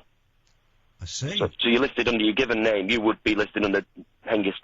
Right. And me under Stuart. Well, given name is a rather an American expression, if you don't mind my saying so, Stuart. Well, I think it would be. I think we would call. It might have been an American that wrote the book that I got all this facts from. I see. We used to call them Christian names. But yes. Yes. Anyway, so you would be right. So if she marries, then, if she marries somebody Ragnarsson, she then, just like anywhere else, abandons her maiden name is then binned. And she just adopts her husband's surname. That's right. Right. So, Dottir, names ending in Dottir, that will be... They'll be spinsters of the parish, That is an unmarried woman. Right, well that's... And of course, it makes sense, doesn't it, really? Instead of calling somebody something son when they're quite clearly a woman. Yeah. Although, as we know, one or two of our listeners have changed sides. Oh, no, not the poor poodle again. Yeah. So we've got to take all that into account. Well, that's extraordinary. Tell me, where did you get this book on Icelandic surnames? I didn't want to tell you because I'm a little bit ashamed. No, it was all in a trashy novel I read when I was a teenager. Oh, was it? Alistair MacLean. Oh, right. No, it wasn't. It was by Desmond Bagley. Right. And it was called Running Blind. And it explained the whole thing? Explain the whole thing because it's all set in Iceland and he's got some girlfriend who's Icelandic. Well, there we are. That's fantastic, that, isn't it? I'm just trying to think, what was the... when we're having all this discussion with these lads in Saudi, exactly the same thing happened, and there are some quite famous people in the Middle East whose you can see how it works with them, because Ibn something is just like ours saying something son. Ibn just means son of in Arabic. Bin or Ben in Hebrew means son of. Indeed, yeah. So it all works the same way. And I worked with a bloke called something, I can't remember his first name now, but his surname was Al-Turki. So that is somebody from Turkey. Yeah, that's right, yeah. So, you get a lot of those, don't you? You get Al this and Al that, meaning of the Al Syria and what have you. Yeah. So that would mean like people are called French or Scot, or there's Sir Edward German, wasn't there? And there's Ireland and all this sort of thing. And there's quite a few people called Welsh about, aren't there? Of course there are. Except at Rorke's Drift. Yes. Well, I did want to ask you, was, I mean, you mentioned Mac being the Irish Gaelic rather than Mick being the Scottish Gaelic, I think. Am I right? I can't remember exactly which way it is, that. I have a friend, no jokes, called Michael Fitzpatrick. Oh, and he reckons Fitz means son of in Irish, and it's a corruption of the French fisc, meaning son. That would make admirable sense, actually, wouldn't it? Feast. Except the French have never invaded Ireland. No, they haven't. I wonder how that's... That might perhaps have happened during... when? Well, perhaps during Norman times. Yeah, possibly. Yeah. But, you know, you get William Fitzmichael and Michael Fitzwilliam and what have you. Yeah. But it means son of, apparently. Fitz does. I'll just check, because we have someone of Hibernian descent in the room here, but she looks a bit cross-eyed at the moment, I don't think. Thank you. Right, Fitz, Mac and O. Does that... Yeah, O must just mean of, yeah, again. Yeah. Yeah, I thought we'd done this. No, but he's just introduced the Fitz aspect of it. Oh, I don't think... I've introduced the Fitz. Yeah. Yeah. Oh, no, I don't know. This is a minefield, isn't it? I don't think so, although I don't know, to be honest. Okay, lovely. Thanks very much for your help, Jackie. All right, thank you. That's tremendous. Thank you, Stuart. There we are. Fantastic. It's whizzing by tonight, isn't it? Yeah. Right. We've got Old Trafford to go to in a second. Is there anything outstanding? I've not done... There's a couple of emails, but... go on, let's see how we go on. Okay. Hello, James and Jackie, says Evelyn in Stockport. Does anyone know the origin of the phrase, it's not to be sneezed at? I think that's got a connection with the plague or the Black Death or something. Oh, it's interesting you should say that. I think so. Go on. Because this is from... It's always interesting if I say something. Yeah. Spanner Swirly Flow in London, and says, James, far from disagreeing with a person such as your good self, I had always been led to believe that the term bless you for when someone sneezes originates from the plague days of old. One of the major symptoms of the plague was sneezing. Everyone at the time knew if you heard someone sneezing, you knew they were going to die, hence the blessing. Possibly. I wouldn't rule that out, although I think sneezing has been around for quite some time. It could be either or possibly both. Or, yeah, it has been around for a while. A baffling blend of the two. There's a couple of queries about Zulu. Yeah. But I think we're going to save those for a bit of a special later, are we? Or do you want to do them now? Do you want to whiz them? Yeah, go on. Okay. Dave in Swinton says, hi, James. Do you remember... I hope I'm pronouncing this correctly. Well. Ulla Jacobson from Zulu, the only female in it. Well, did you know that along with... She's the missionary's daughter, isn't she? Okay. Yeah. Along with Kirk Douglas, she was one of the heroes of Telemark. Oh, was she? Excellent. And in Zulu, who was You know what the heroes of Telemark was? No. That's when they thought it's a film where they thought well, I think with some justification, that the Nazis were trying to make an atom bomb using heavy water. Right. Which could be, is it in Norway? Telemark? Yeah. And they were processing it at a factory there, and they were sending it back to Germany, and it had to be sabotaged. So it's true. It's essentially it's a true story. It was jazzed up a little bit, as you might imagine. But there we are. In Zulu, who was the actor who played Will? I can't picture his face, but Michael Caine kept telling all the Welsh guards to fire at him, says Keith. Oh, that's appalling! That's a terrible joke. Gary in Doncaster would be ashamed of that. Any more for any more? No. Okay, right. Old Trafford next. You're beginning to see how this works now, aren't you? 0161 288 0103. What I do need to know is Wally Range. What's the origin of that? 0161 288 0103. Old Trafford next. Key 103. Call it 25! Emil, £25,000! I love Key 103! If that sounds good to you, then the great news is we're doing it again. And this time round, there's even more money to be won. These are the 3 songs you're listening out for on Key 103's £25,000 triple play. Song 1, Sugar Babes, Push the Button. Song 2, Madonna, Like a Prayer. Song 3, Stereophonics, Handbags and Glad Rags. We will We'll play those songs in full and in that order on Key 103 sometime soon. And when we do, we'll be giving away another £25,000 cash. Stay listening to win cash. The £25,000 triple play is playing again on Manchester's #1 hit music station, Key 103. News for drivers using Junction 7 of the M56. The westbound exit Slip Road will close overnight Friday and Saturday, June the 16th and 17th, 9 p.m. to 5 a.m. This is to complete investigations into the structure of the bridge. Afterwards, traffic restrictions will continue for safety reasons. That's overnight closing this weekend and continued single-lane traffic at Junction 7 M56 westbound exit. The Highways Agency, putting motorway safety first. Our new IKEA store opens in Ashton-under-Lyne in October and we're already assembling our team. We're looking for all kinds of people to work in sales, catering, customer service, warehouse and administration. In return, we offer a great working environment and flexible hours to suit your lifestyle. Putting a great team together isn't easy. So right now we're holding the IKEA job fair so we can all get to meet each other. We're at the new Oxford Park Sports Hall, Pottinger Street, Ashton-under-Lyne until the 17th of June from 10 until 8. That's the new Oxford Park Sports Hall, Pottinger Street, Ashton-under-Lyne. See you there.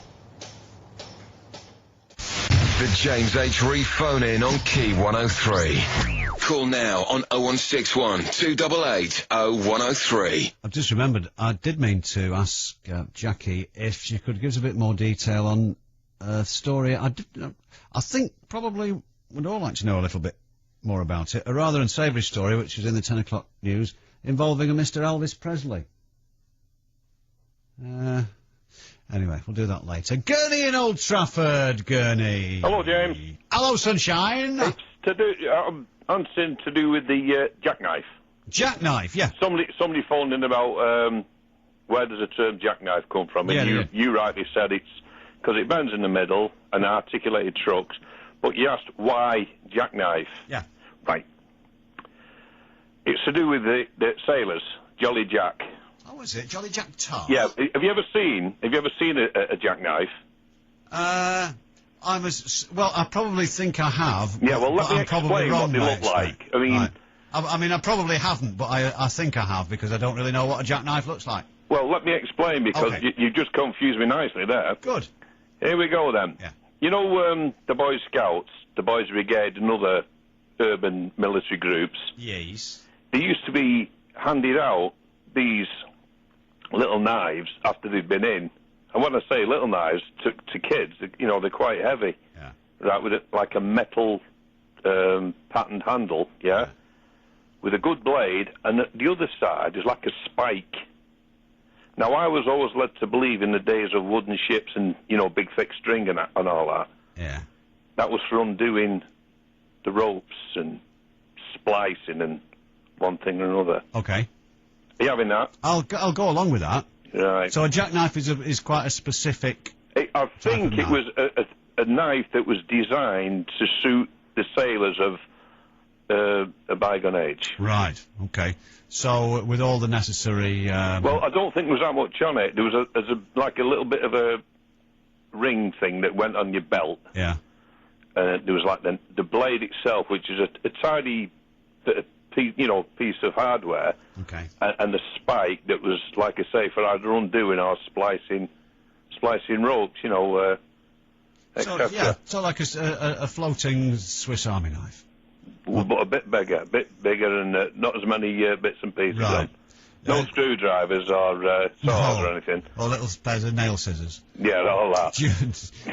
During the early days of the unpleasantness in Iraq, there was a photograph going around via email showing a French army knife. Did you see that? No, go on. It had. It only had 2 attachments, and I'm merely passing this information on. I'm not to imply that I agree with the sentiments expressed. No. It only had 2 attachments. It was a white flag and a corkscrew. Nothing for getting the snails out there now. But yeah, there should have been something for snails and dissecting frogs' legs. A snail extractor. Yeah. Yeah, too complicated. Oh, by the way, you owe me some money. I owe you some money? Yeah, I had your bet last week. Did you? Oh, yeah, God. tuppence. Really? Oh. About this punch-up on the roof of the refuge. Ah, go on, yeah. And he offered me odds of 3 to 1. Oh, God. So to me, that's a tanner. Right. Right, so if you want to get Jackie to pay me in 2 threepenny bits. Right. Hey, now leave that. What? She doesn't understand that sort of thing. That's not fair. What sort of thing's this? 2 threepenny bits. Leave it. Oh, sorry about that, yeah. Nothing, never mind with that. Because threepenny bits is a type of, it's Wally Range, isn't it? Yeah. Yeah. I used to live at Brooks Bar. Right, well, why is Wally Range called Wally Range? I don't know. I know why Brooks's Bar's called Brooks's Bar, though. It's used to be a toll gate. Yeah, called Mr. Brooks. And it is Brooks's Bar. Yeah, Brooks's Bar, yeah. Not Brooks Bar. No, Brooks's Bar. Thank you. Go on. Right. Did you mention something about a tissue before? Sneezing. Do you know something to do with the Black Death? Is it the Black Death or one of the others? Where Ring a Ring a Roses is an actual song that goes along to that. That was like a kid's... I am led to believe it is, yeah. Ring a Ring a Roses, pocket full of posies. Now, it must have been some kind of little nosegay or something to keep the germs away. Yeah. But that is actually a bit of black humour, I suppose. It is. Regarding the actual plague at the time, yeah. I don't know what the Ring a Ring a Rose... there is an explanation to I think it's something that goes round people's necks, as a ring. Ring a Ring a Rose is a pocket full of posies. That's perhaps a nosegay, the way they used to hold them up, Yeah. And I think that was to do with the sneezing. It was actually a tissue, and they all collapsed to the ground, as kids. Yeah, I think that was like a description of the progress of the disease, wasn't Perhaps it? so, but I think there's a little bit of black humour or a little bit of resistance, urban resistance to whatever was sometimes seemed as inevitable, I wouldn't be surprised. I mean, that message we got from Spanner Swirly Flow earlier, I would, it might be right. I mean, I've certainly heard the one about it was believed that the devil was waiting to carry you off when you sneeze. But, well, when there's a death around, the devil's usually on duty anyway to see if there's anything for him, I tell you what, again, I'm sorry, I've gone off on one now, but talking of nursery rhymes, London Bridge is falling down. Yep. That, whatever the origins of the nursery rhyme, I was absolutely amazed. The old London Bridge, which... Is in America? Well, that's one of the more recent ones. Oh, I beg your pardon. But the one that you see in medieval drawings with houses... With the shops and the buildings, the wooden one. Yeah. Actually started sinking into the mud, didn't it? That's right. Do you know when it was replaced by a modern one? I wouldn't have a clue. Ah, well, I was absolutely staggered. I'll tell you this. At the time, the Duke of Wellington was Prime Minister. So that'd be in 18 what? It was almost in 1815. Victoria. It was it was 1830 odd. Oh, 1830 odd. Very nearly when the wooden one was removed. The one with shops and houses down both sides was still. There's a name for that kind of a bridge, isn't there? There is, yeah. Big, awkward. But yeah, I know the one you mean. Yeah, big, awkward bridge. Yeah, that's the one. But yeah, it wasn't replaced until it was pulled down and I can't remember when he was Prime Minister, but it was quite a while after Waterloo. I think it was in the 1830s. Well, Waterloo was 15, wasn't it? Yeah. Victoria might even have been on the throne when the old 37. London Bridge was... Oh, well, possibly, yeah. She was 37, wasn't she? I thought, is that when she came to the throne? I thought it was 1840. 1837, up to 1901 was 64 years in my reckoning. OK, then. She may very well have been on the throne when... I think she was 17 when she actually got the job. OK. She got the gig. Yeah. Yeah. Well, that's when the old London Bridge was replaced with the one which I... Right, so it was a fairly new piece of masonry then. You would have thought it disappeared in the Middle Ages, or it was destroyed in the Great Fire or something like that, but it wasn't. Tell me what your view is on this. If a wooden one, which is probably dried out timbers, etc., with pitch pine and etc., into the pilings, if that started sinking, which way did the substantiate the masonry one? Good bit of engineering. Don't know, mate. Don't know. No, just one of those questions. They've probably got Alec Guinness in to do it, in view of his experience. Good job. I can't whistle, you see, so I couldn't turn off. But you spotted the reference. That's the main thing. Thank you. You see what I mean? We're throwing them all in. Don't forget the money. Put the money in the post, James. I think, no, as regards that bet we had, listen, I've got a letter from Harry in Hume. Harry in Hume, yeah. Harry in Hume, all my life. That's his catchphrase. Right. Hell is a city. Yeah. Now, this is, we heard from the bloke before whose dad gave permission. He was the estates manager at the refuge. Yeah, I heard that. Right, he gave permission for them to film on the roof of the refuge building. Yeah. Now, Harry says, it starts off with a lovely turn of phrase, within peeing distance of your present position, Castlefield, right? Yeah. This is where the filming was done. Not Mill Station, now known as Deansgate Station. Yes, correct, yeah. The fight scene was done in Hewitt Street, which is still there. It is, yeah. Right, the corner of City Road and Hume. Yeah. Where they used to sell... And MG motor cars. That's right, he says and it runs down onto the old Deansgate, which is next to the Packhorse pub. Yeah, that's right. Where Deansgate used to continue. Yeah. Okay. Right. Is it all right with you if I bloody carry on here? Oh, I'm sorry. Okay, I thought you wanted information, my friend. Right, well, no, you can grunt in agreement every now and again. Right. Yeah. He said, as he say, he used to sell classic cars there. They came through the attic of this small shop. This is in the film. And then the film's cut, and the next thing you see, it continues on Not Mill Station. Very tricky. They run along the tracks to Oxford Road Station. Which passes right at the back. Right, that was before it was joined on to Piccadilly. It used to stop there.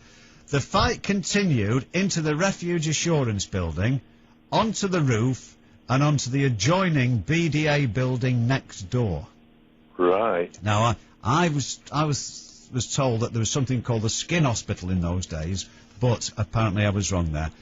And there is a skin hospital, or there was a skin hospital over where you said, which is in the vicinity of the Opera House.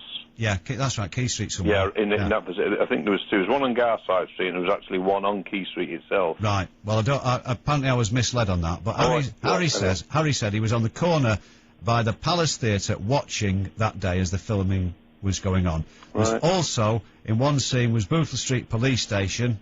Well, yeah, because it was about a copper. Also, Mulberry Street off Albert Square. Yeah, where the little hidden gem is. Yeah. The alley at the back of the Palace Theatre. And, an alley at the back of the Palace Theatre? Yeah. That must run along the side of the canal, then.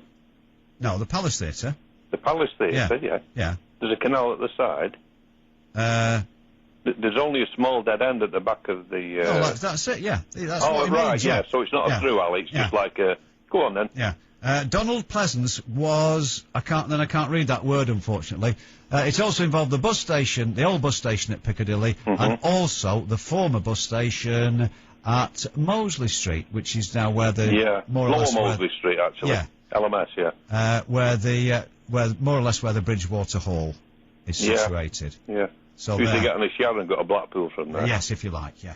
Right. So, there we are. Right. Can we just have another nibble at you? Go on, hurry up. When you was on, you was on about the refuge, you said it's you checked yourself and said, yes, it's still Oxford Road there. I'm sorry, James, I think it's Oxford Street up to the River Medlock. Are you sure? Well... So it'd be Oxford Street up to Charles Street, Is it double the quits on this tanner? Oh, yeah, go on then. I'll stick my busy nose into it next week and have a... it'll be maybe the week after. Well, I thought it became Oxford Street at the Portland... at the... Oxford Street... At Mosley Street.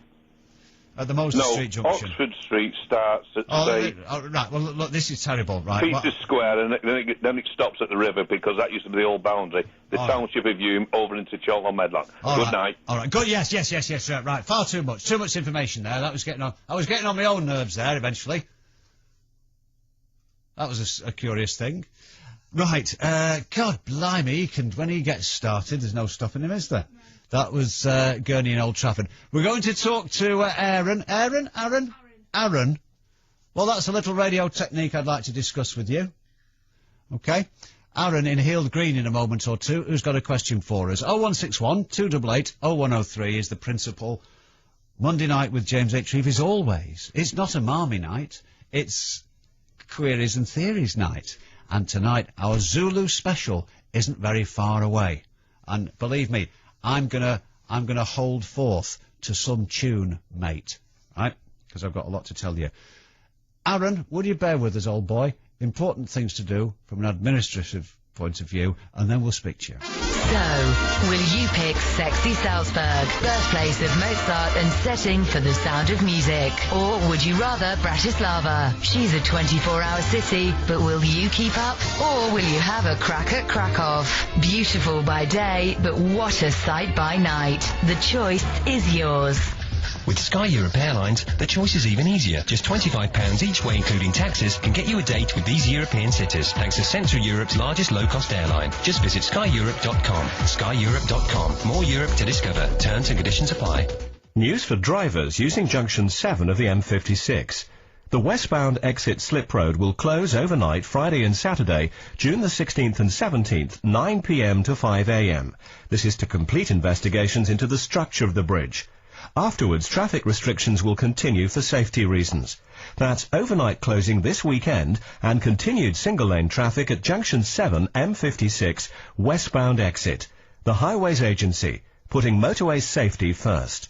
Remember when you first met? You and your car? Even the drive to the shops was fun. Now it's all traffic jams and commutes.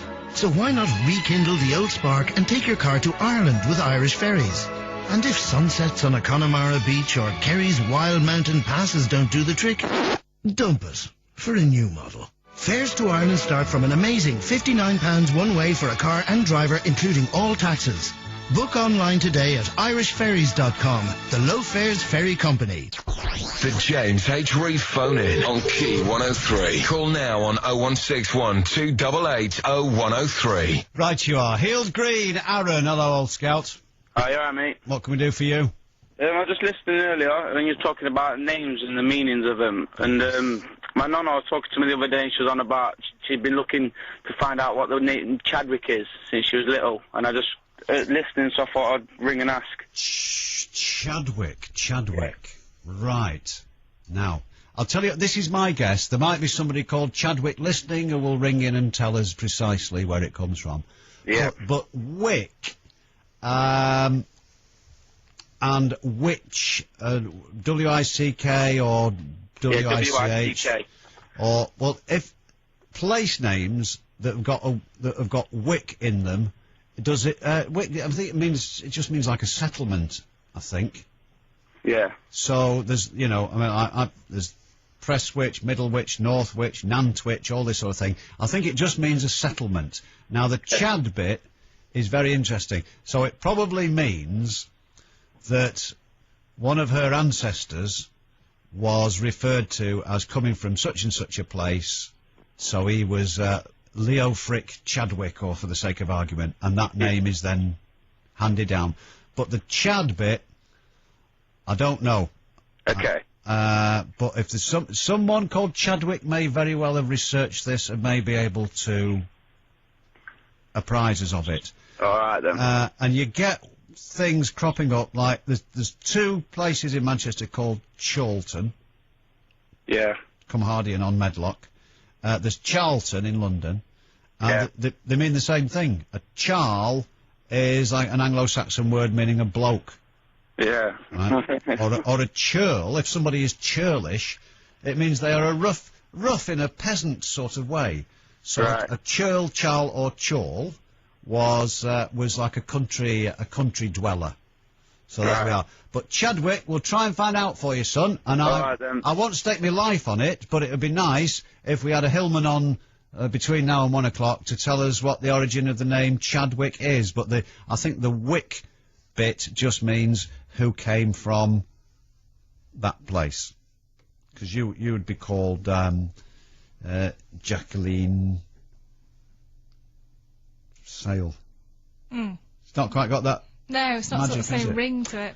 Is that the same with the surname Wicks then, in that case? Very likely. That reminds me, I must bob in tomorrow. I need some 3-inch 10s. Couple of emails. Just a minute. What was the film? There's a film on the other day, set in faintly medieval times, and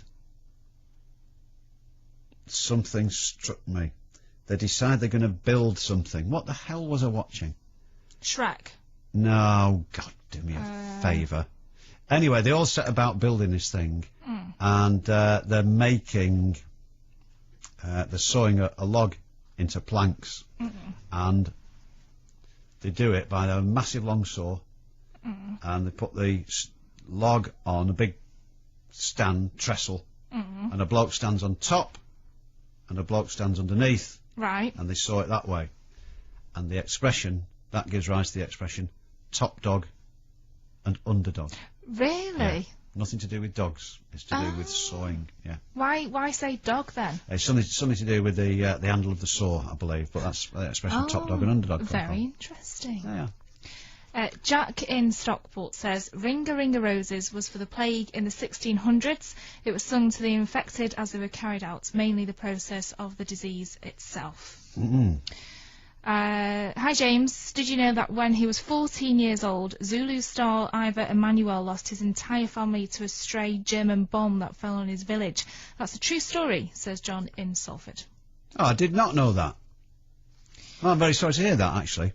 And Andrew... I didn't know the bloke, but he always struck me as one of those people who looks sort of a bit simpatico, you know. And Andrew in Droylsden says, sorry to argue, and I may very well be wrong, which would of course mean that you were right, which is fine. However, I understood that the phrase touch wood was a nautical saying. When a ship hit a storm, they would say touch wood, as in hold on to something, it being lucky not to throw overboard and drown. Well, to be thrown overboard and drowning is undeniably unlucky. It is. Also, again, I could be wrong. Not heard that, though. I thought it was more of a to do with, you know, wood spirits and dryads and this, that and the other. Could be both, really. As we say in the Northland. Yes. This, that and the other. Also, again, I could be wrong. Bless you, when a person sneezes. This is what another email said. I thought it was to do with the plague. Right, well, it looks as if I'm being outvoted on the plague thing, but there. Right. Tar, there's also something else which puzzles me about Ivor Emmanuel. But, you see, I was telling this before, wasn't I? Ivor Emmanuel, who is the man who starts the singing of Men of Harlech, whose idea is it? Is it Chards or Bromheads to start them singing? Sing, damn you, sing! Oh, it's Chard, isn't it? No idea. Sing, damn you. Have you never seen it? No. Right, well...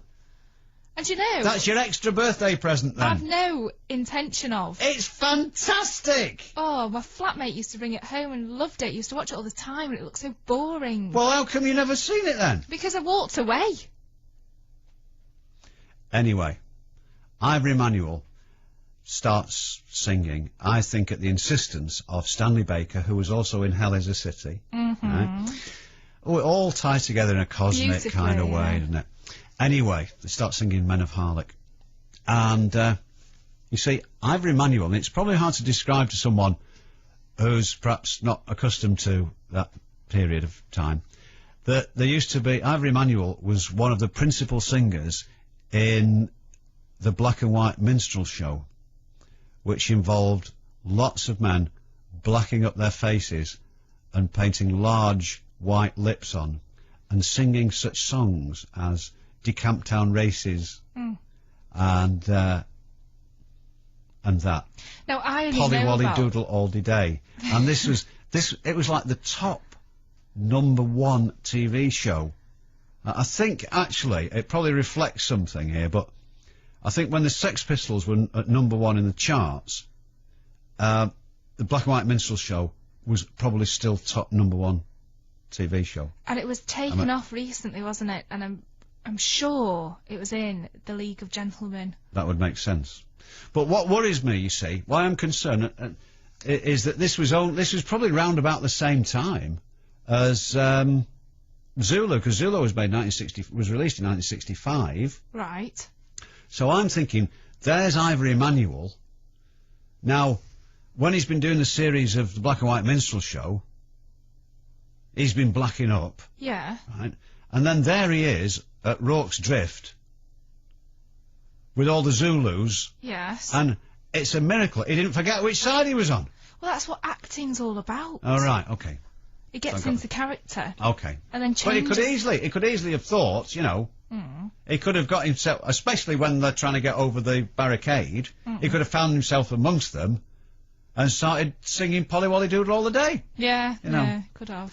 Anyway, he didn't, apparently, or at Luckily. least if he did, Gonville Bromhead certainly put a stop to that. It's, should we do it now? Yeah. Yeah, okay, listen, the Zulu special, should we warm up to it? No, I can't, technically it's too difficult. Zulu special is just around the corner, and you don't have to do anything except listen and boggle, and occasionally be moved, because parts of it are, deeply, deeply sad, actually, but there's a lot of this is fantastic. We're going to deconstruct Zulu for you, especially in about, in a couple of minutes or thereabouts. Toolin in the morning on Key 103. Did you miss the match on Saturday? Sarah in Urmston says, I missed the game. I was having a bikini wax at 2:30. I didn't see the match, but the lady from the salon had it on in the background, and she kept waxing to the crowd cheers. Oh, you wouldn't want that, would you? It's a go out! Start our day with Key 103, yeah! Ooh, yeah, yeah, yeah, yeah. Our new IKEA store opens in Ashton-under-Lyne in October, and we're already assembling our team. We're looking for all kinds of people to work in sales, catering, customer service, warehouse and administration. In return, we offer a great working environment and flexible hours to suit your lifestyle. Putting a great team together isn't easy. So right now we're holding the IKEA job fair so we can all get to meet each other. We're at the new Oxford Park Sports Hall, Pottinger Street, Ashton-under-Lyne until the 17th of June from 10 until 8. That's the new Oxford Park Sports Hall, Pottinger Street, Ashton-under-Lyne. See you there. He's heading home again! Football. I'm tired of football. And footballers. I wouldn't mind their money, though. Don't dream about the lifestyle of a footballer's wife. Win it with Boots and Coca-Cola. 2 nights in a 5-star London hotel, tons of pampering, shopping at Tiffany's and Harvey Nichols, plus dinner at 2 swanky restaurants. Drop into Boots before the 5th of July for how to enter, plus our special deal of any 2 500ml bottles of Coke or Diet Coke for £1.30. No purchase necessary. Conditions apply. Boots and Coca-Cola. It's the perfect match! Auto Glass Repair, Auto Glass Replace. Gavin, 25, technician for Autoglass. We had a customer called Simon, rang us up at Autoglass the other day. And he just had a little chip on his windscreen, and all he did was drive over a rough bit of road, and the vibrations made the whole thing go crack right across. Scared the life out of him. Apart from anything else, he was just on his way to see his mum for her birthday. Luckily, he was nearly there, so he made it as far as his mum's, and then he rang Autoglass, because we can replace a windscreen if something like that happens. Anyway, I went round to Simon's mum's that day, and replaced it there and then for him, so her big day wasn't ruined. If your windscreen cracks, you definitely want to get it replaced professionally by Autoglass. Your windscreen's part of the structure of your vehicle, and if it's not fitted right, in some cases, it could even stop your passenger airbag working properly. So you just call Autoglass and we put everything back to normal, and then you've got a lifetime guarantee on the workmanship for as long as you own the vehicle. A cracked windscreen doesn't have to be a disaster. Just call Autoglass. 0800 36 36 36. Auto Glass Repair, Auto Glass Replace. Comrades! Comrades! Where are all the comrades? Decadently at home booking flights, sir. It's all part of Monarch's low-cost revolution. They're giving up to 50% extra web discount. 50%? What, along with the allocated seating, free newspapers, and all the other extras? Yes, sir. Book at flymonarch.com by the 13th of June and get up to 50% extra web discount. Flymonarch.com. Expect more, pay less. Quick, give us your laptop. The James H. Reeve phone-in on Key 103. Call now on 0161 288 0103. Bugger it! Oh, sorry.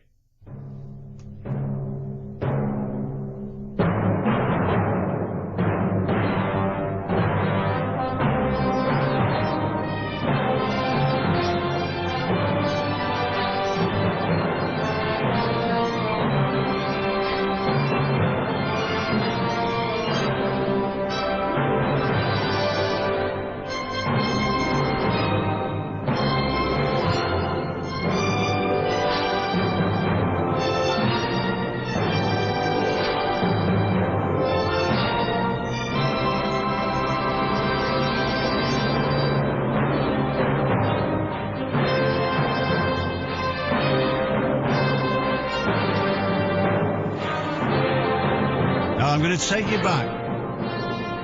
Not to 1879. Well, I am in a minute, but for the moment, just to last week, when somebody asked, did they really sing Men of Harlech at the Battle of Rorke's Drift, or was it just something inserted by Cy Enfield, wasn't it, to jazz things up? Well, it's unlikely, and I'll explain why. Last week I said I wouldn't imagine that they sang Men of Harlech because the regular soldiers at Rorke's Drift were largely Brummies.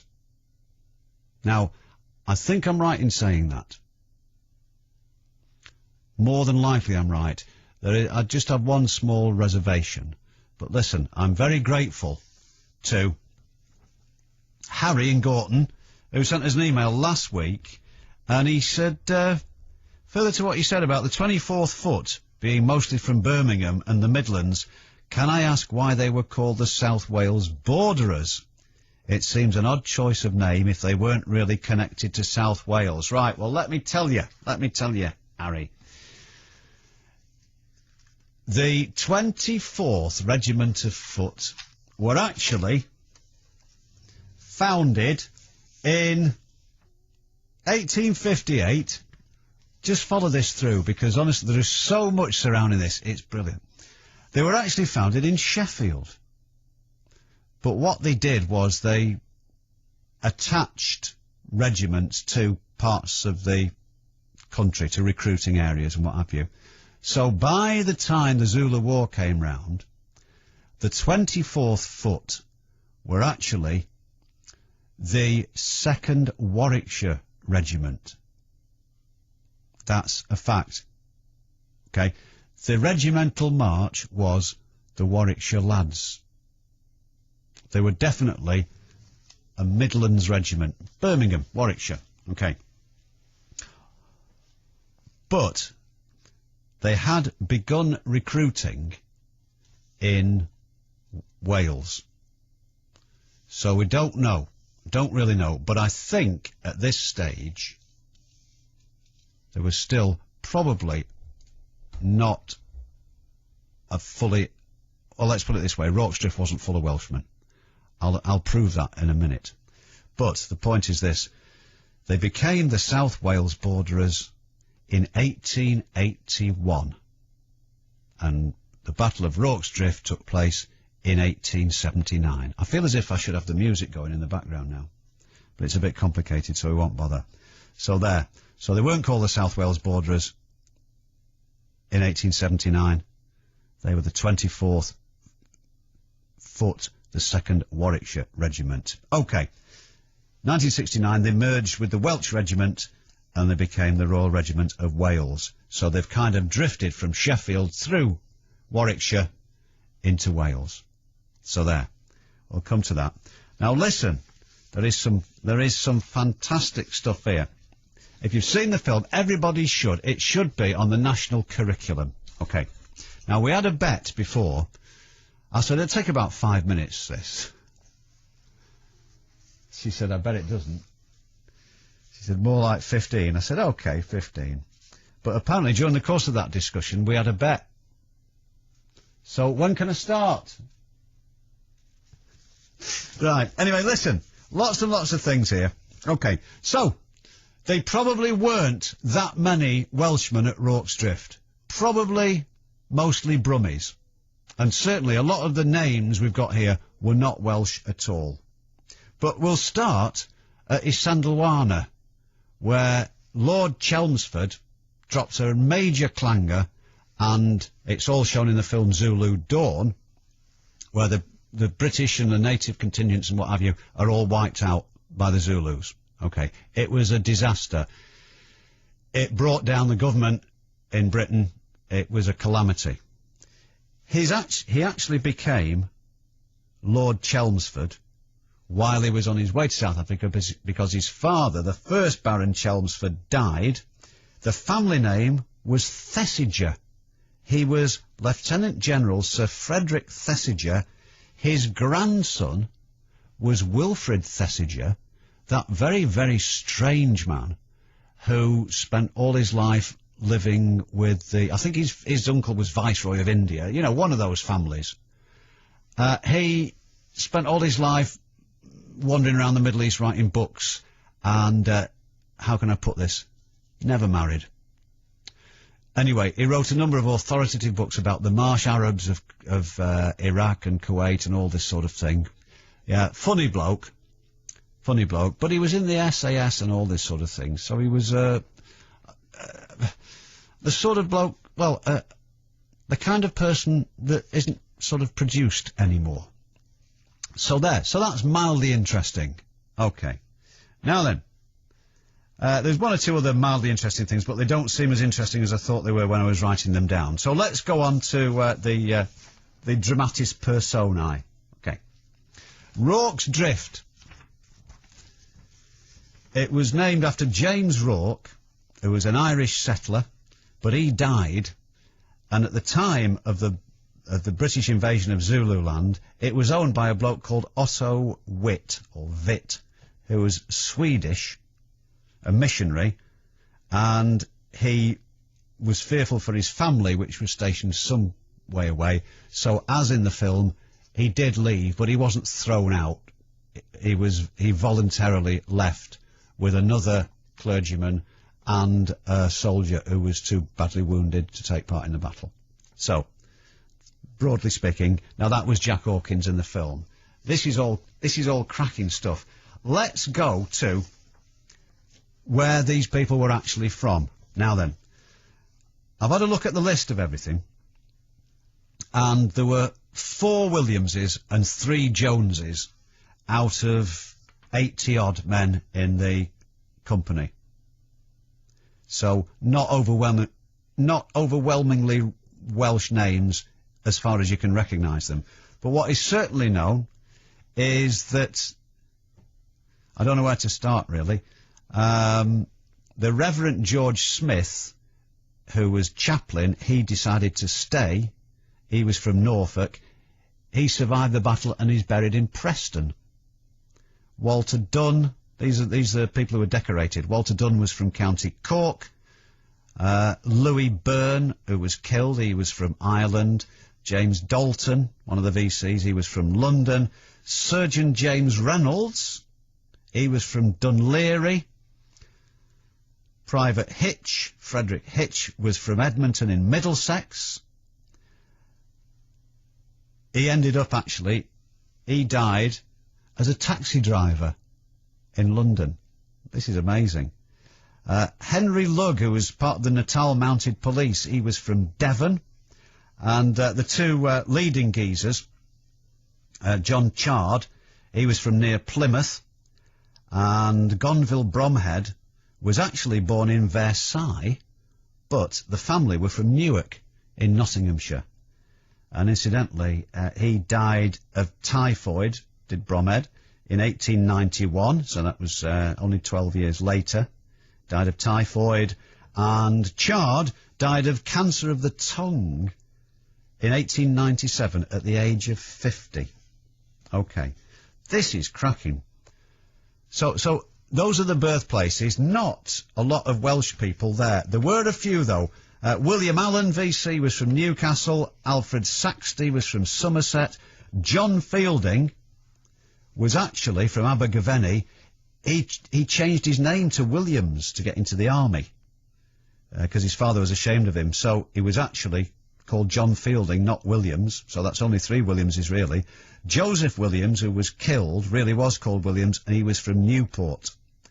William Jones was from either Evesham or Bristol. He is the one who is buried in Phillips Park Cemetery in Manchester. Robert Jones was from Raglan in Monmouthshire, and John Cantwell of the Royal Horse Artillery, he was from Dublin. So it was not an overwhelmingly Welsh regiment. This is a cracking thing, though. Listen. The Colour Sergeant, Frank Bourne. He's the one who says, "Be quiet, Mr. Witt, there's a good gentleman." He's the one who takes the roll at the end. "So we are, Hook." Frank Bourne was born in Crawley in Sussex. He was the last survivor. He didn't get a VC, he got the Distinguished Service Medal.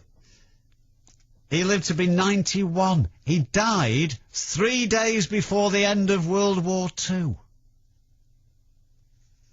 And he was the last survivor. He was born in 1854, and he took part in a reenactment of the Battle of Rorke's Drift with 4 other survivors in a military tattoo at Gateshead in 1934.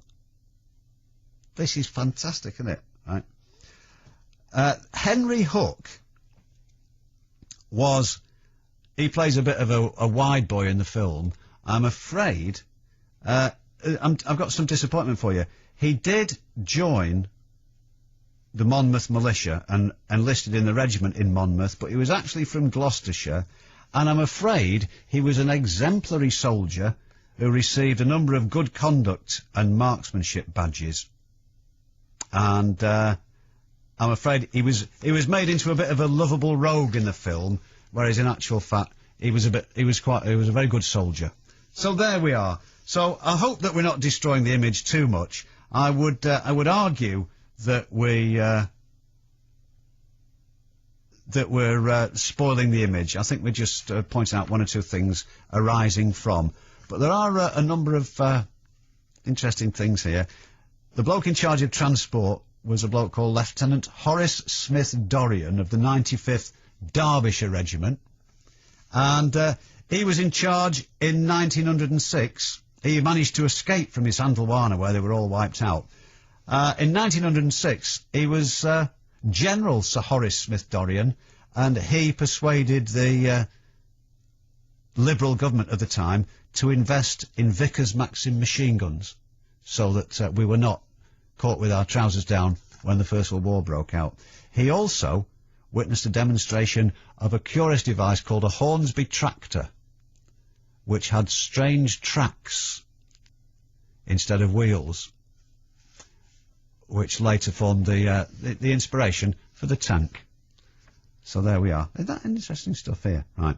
And I'm going to do you some 2 individual stories here, which are very, very sad indeed. Listen to this, though. And I must try and find out more about this.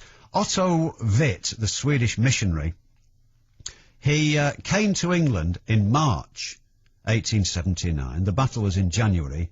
He sold his story to the press, and he then tried to claim £600 compensation for the damage done to Rorke's Drift. But he couldn't prove that he owned it. He hadn't got no papers of ownership, so he wasn't given any. So he went back to Sweden at the end of 1879 and was never heard of again.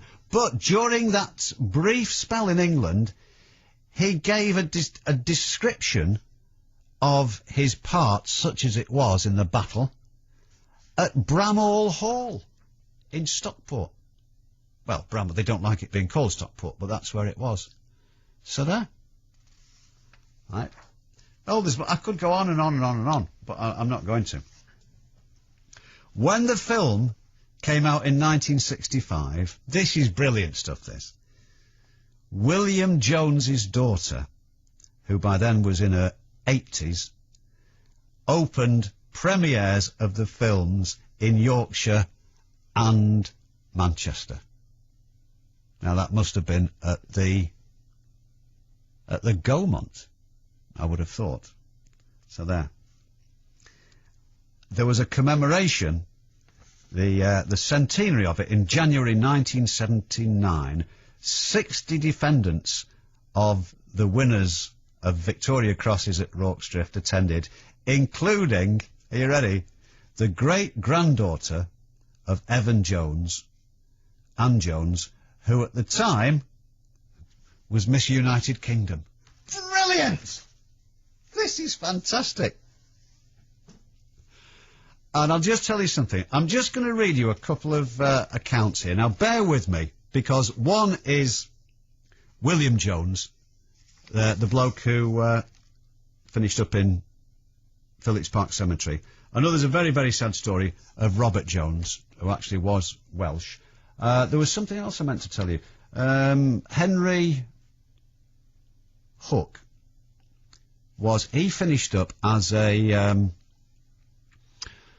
a cloakroom attendant in the reading room at the British Museum. Yeah. He carried on in the army for a long time. But listen, just a couple of things to tell you. I've got some of this stuff from an excellent book written by a bloke from Eccles, who is called James Bancroft. James Bancroft. He's written a very good book about it. But listen, I must tell you this. There's an extraordinary story here about... Where was this? I can't find it. I should have done this better. Let me tell you this bit, though. This is the fella who's buried in Manchester. William Jones, born probably in Evesham in Worcestershire, but possibly in Bristol. Da-di-da-di-da-di-da. Joined the army in 1858 in Birmingham. He was 5'5" tall. Finished up at Rorke's, mentioned in dispatches, awarded the Victoria Cross. He was found to be suffering from chronic rheumatism in September of the same year, was invalided to England. He was invited to Windsor Castle, and Queen Victoria decorated him with his Victoria Cross in 1880. He was discharged on the 2nd of February 1880 as unfit for further service. So that's within 1879, January, to within over a year, he's gone from Rorke's Drift to out of the army. He remarried, and with the 5 children he had from his first marriage, his first wife died in childbirth. With the 5 children he had from his first marriage, he moved to Rutland Street, Chorlton-on-Medlock, Manchester. He toured with Buffalo Bill's Wild West show in the 1880s and occasionally appeared on the theatre stage in Rochdale to recite an account of the defence. He eventually hit on hard times, and he was forced to pawn his Victoria Cross for £5 in 1893 in order to feed his family, and he was then unable to redeem... This is terrible. Unable to redeem it, and he had to sell the pawn ticket. Towards the end of his life, his mind would wander. He began to have nightmares that the Zulus were attacking him. He sometimes took his granddaughter out of her bed and would leave the house in the middle of the night with her in his arms. In 1912, an impoverished man with a white goatee beard was found wandering the streets and had to be collected from Bridge Street Workhouse. He died in Brampton Street, Ardwick, at his daughter's house on the evening of the 15th of April, 1913. And it's got a picture here, the resting place of William Jones. The VC engraving was added to his gravestone in 1983. The plot has since grown over. Manchester Council have repeatedly turned down requests to place a suitable memorial at his grave. So there you are. He left a wife and 7 children, was buried in Phillips Park Cemetery with full military honours. Far too late, but his Victoria Cross eventually turned up in Preston in the 1930s. The family tried to buy it back, but it's now with the Regimental Museum in Brecon. This is another story. Robert Jones, a Welsh country boy from Raglan in Monmouthshire, similar thing, pretty much the same. After the war, he was discharged from the army in 1888. He went to live at Peterchurch near Hereford. He worked as a labourer for a retired major. He had 1 bullet wound and 4 assegai wounds from his service in South Africa. Anyway, he owned a little piece of land of his own, but he had been wounded close to his eyes, and this sometimes caused him to have pains in the head. In August 1898, he collapsed at work, and his health never recovered. On the morning of the 6th of September 1898, his wife noticed him acting strangely before he went to work. When he got to work, he borrowed the major's gun and 2 cartridges, walked off into the garden, and committed suicide. So there. That's appalling, isn't it? So that's what happened to them. So, I don't know, I hope that hasn't disillusioned you in any way, but I hope it's put some flesh on the bones, all because of a simple question about whether they really did sing Men of Harlech. I think the unfortunate news about Frederick, was it Frederick Hitch? Was that, I'll just check up on this, but I think when he got home, he died as a taxi driver. It was Hook, wasn't it? It was Hook, that's right. Hooky! Who got home and found that his wife thought he was dead. She thought he'd been killed, so she'd sold his house. She'd sold his house and got married again with the proceeds. So he married somebody else. But he went on to have a long and distinguished career in the army. So there we are.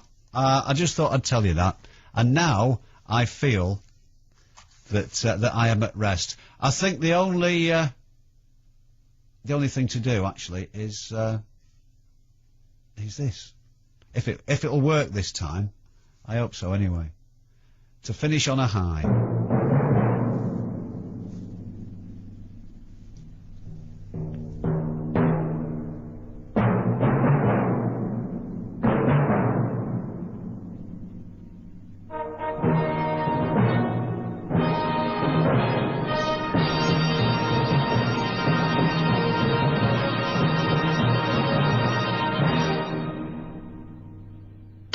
Key 103. Call it 25?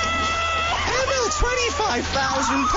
I love Key 103. If that sounds good to you, then the great news is we're doing it again.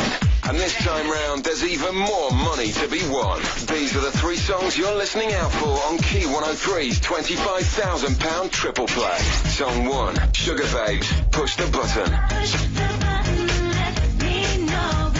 Song 2, Madonna, Like a Prayer. Song 3, Stereophonics, Handbags and Glad Rags. We will play those songs in full and in that order on Key 103 sometime soon. And when we do, we'll be giving away another £25,000 cash.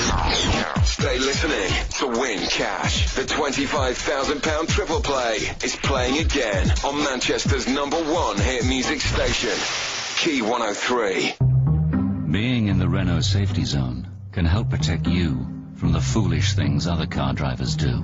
But if you don't pay us a visit now, the daft one might well be you.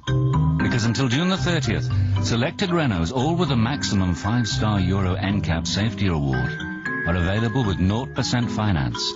Over not 1, not 2, not 3, but a whole 4 years.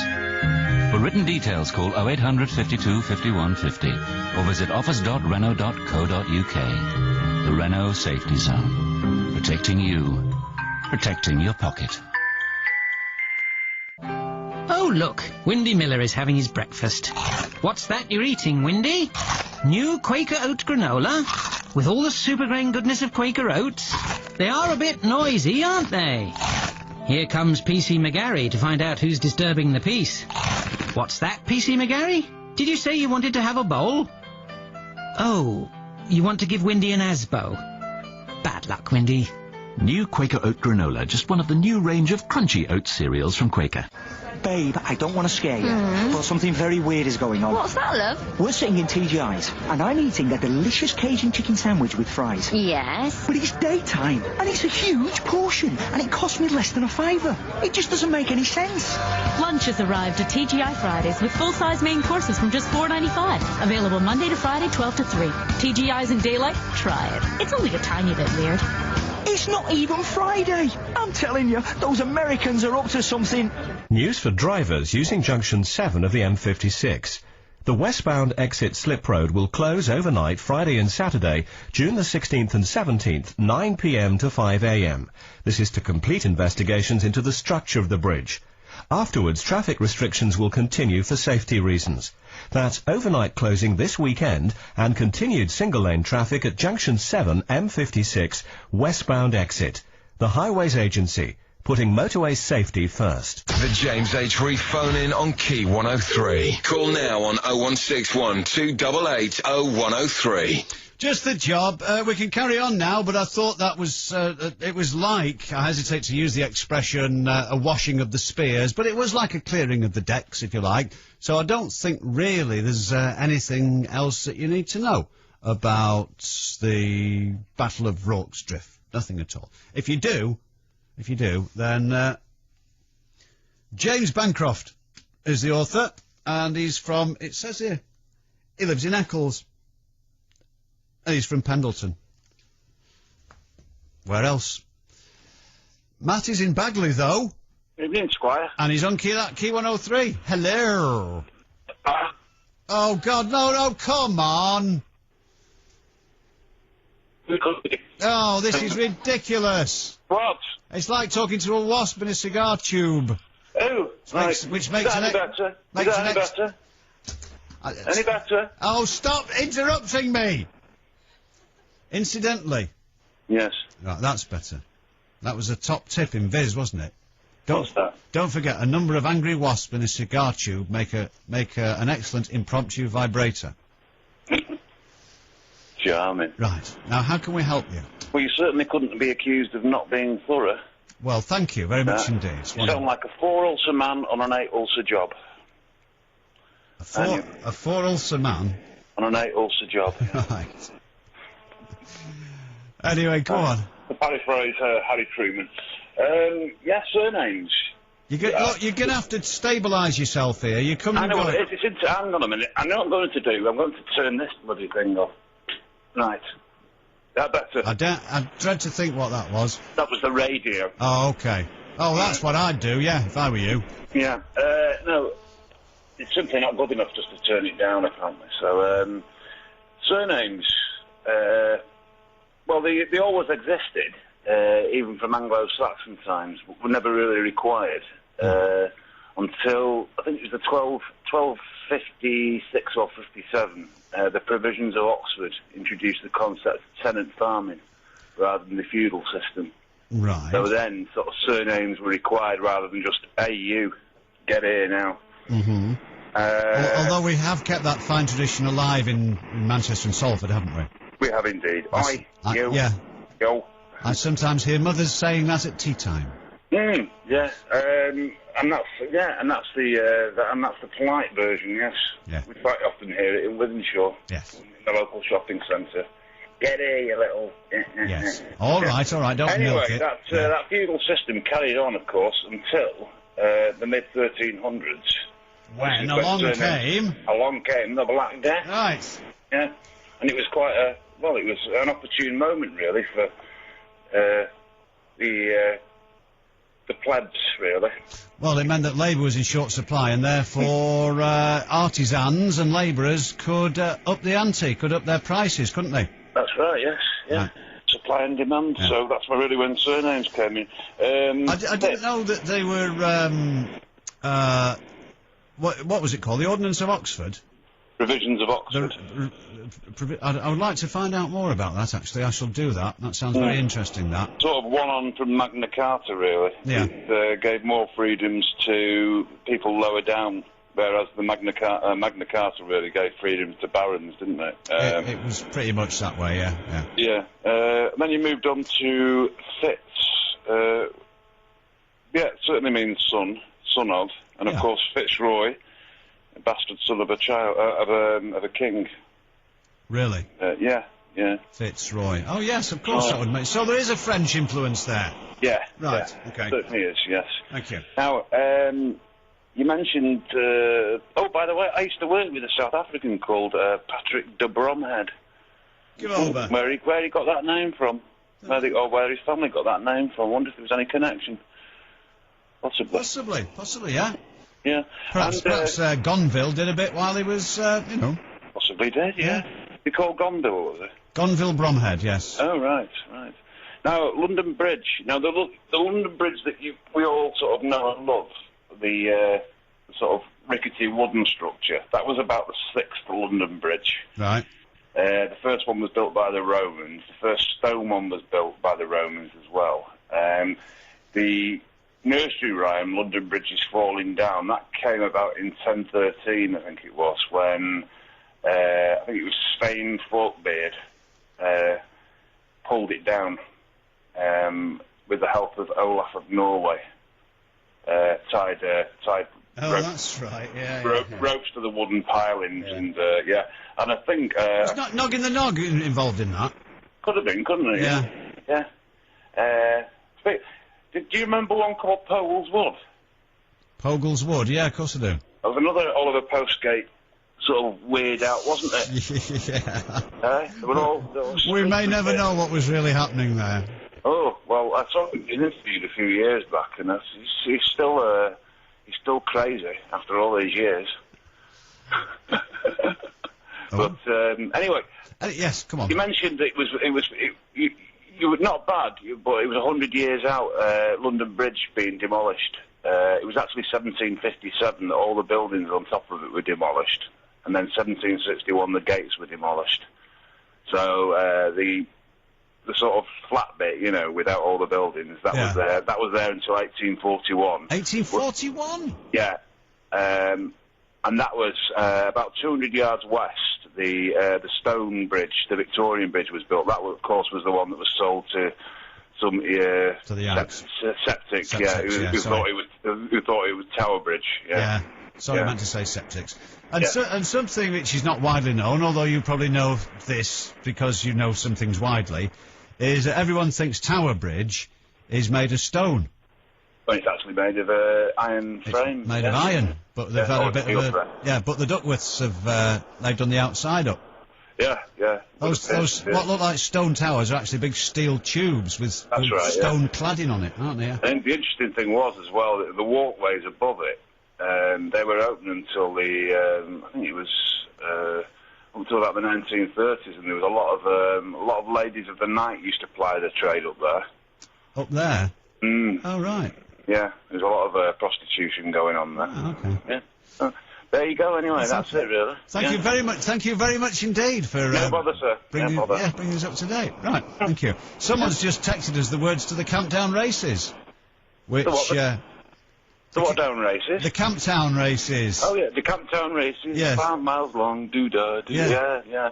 Apparently, Lenny Henry started out. I was sure he doesn't wish to be reminded of it, but he when he first made it on with New Faces and became famous, he spent a year touring with the Black and White Minstrels. I don't think he'd like to be reminded of that now. No, I'm not quite sure. I must look into that. I've got a biography of his at home that I've never actually. I don't think I've ever opened it. Actually, I was hoping that I was going to sell it when it had appreciated in value. You know, now would be a good time. I think, really. I think so. Yeah. It's at the top of the market. Yeah. I'll look into that and see if he mentions it. Yeah, and it was quite an interesting story about the Black and White Minstrels, though. It better had be. There was various different stock characters. This goes right back to sort of just after the slavery days.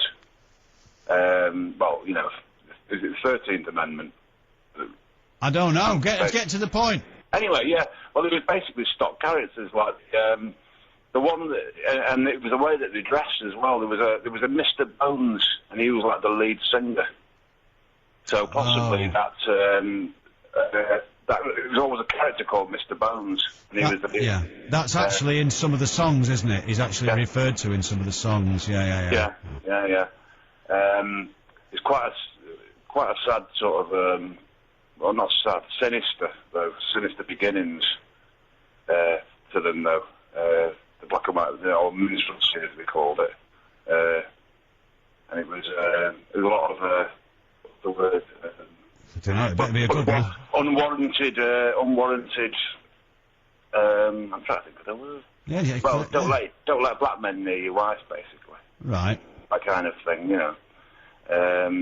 That was it anyway, really. Okay, I think right. This is descending into squalor now. This isn't it? I'm afraid. It's But I tell you, Andy in Rochdale's just sent us a text message. He said, "I tell you what, if I'd been Ivory Manuel with so many Zulus around me, I would definitely have blacked up and tried to blend in." Yeah, I think that's. I think I would have done once it was clear the situation was hopeless.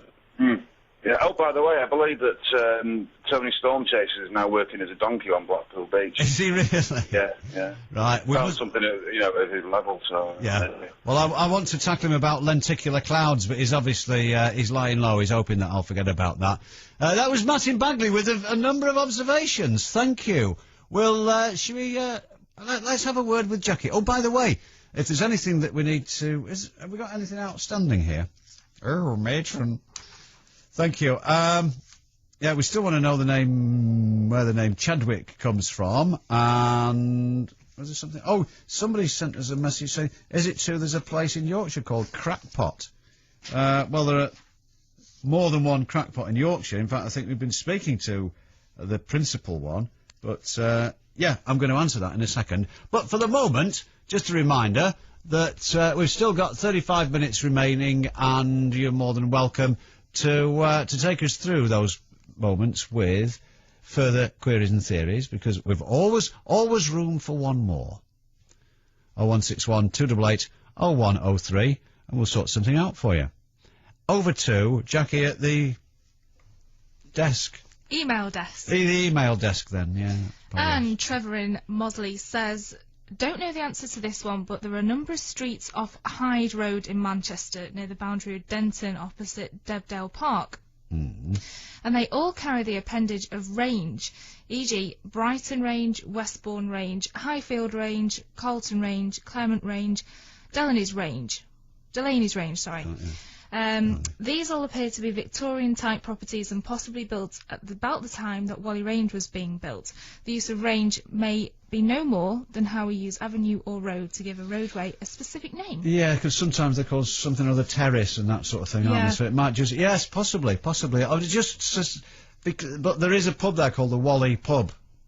The pub is called the Whalley. Mm.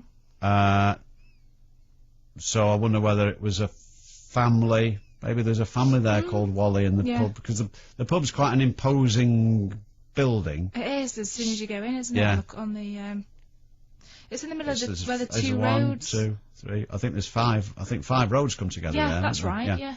Yeah, so it may have been the family home of the Whalley family or something like that. Possibly. Thank you.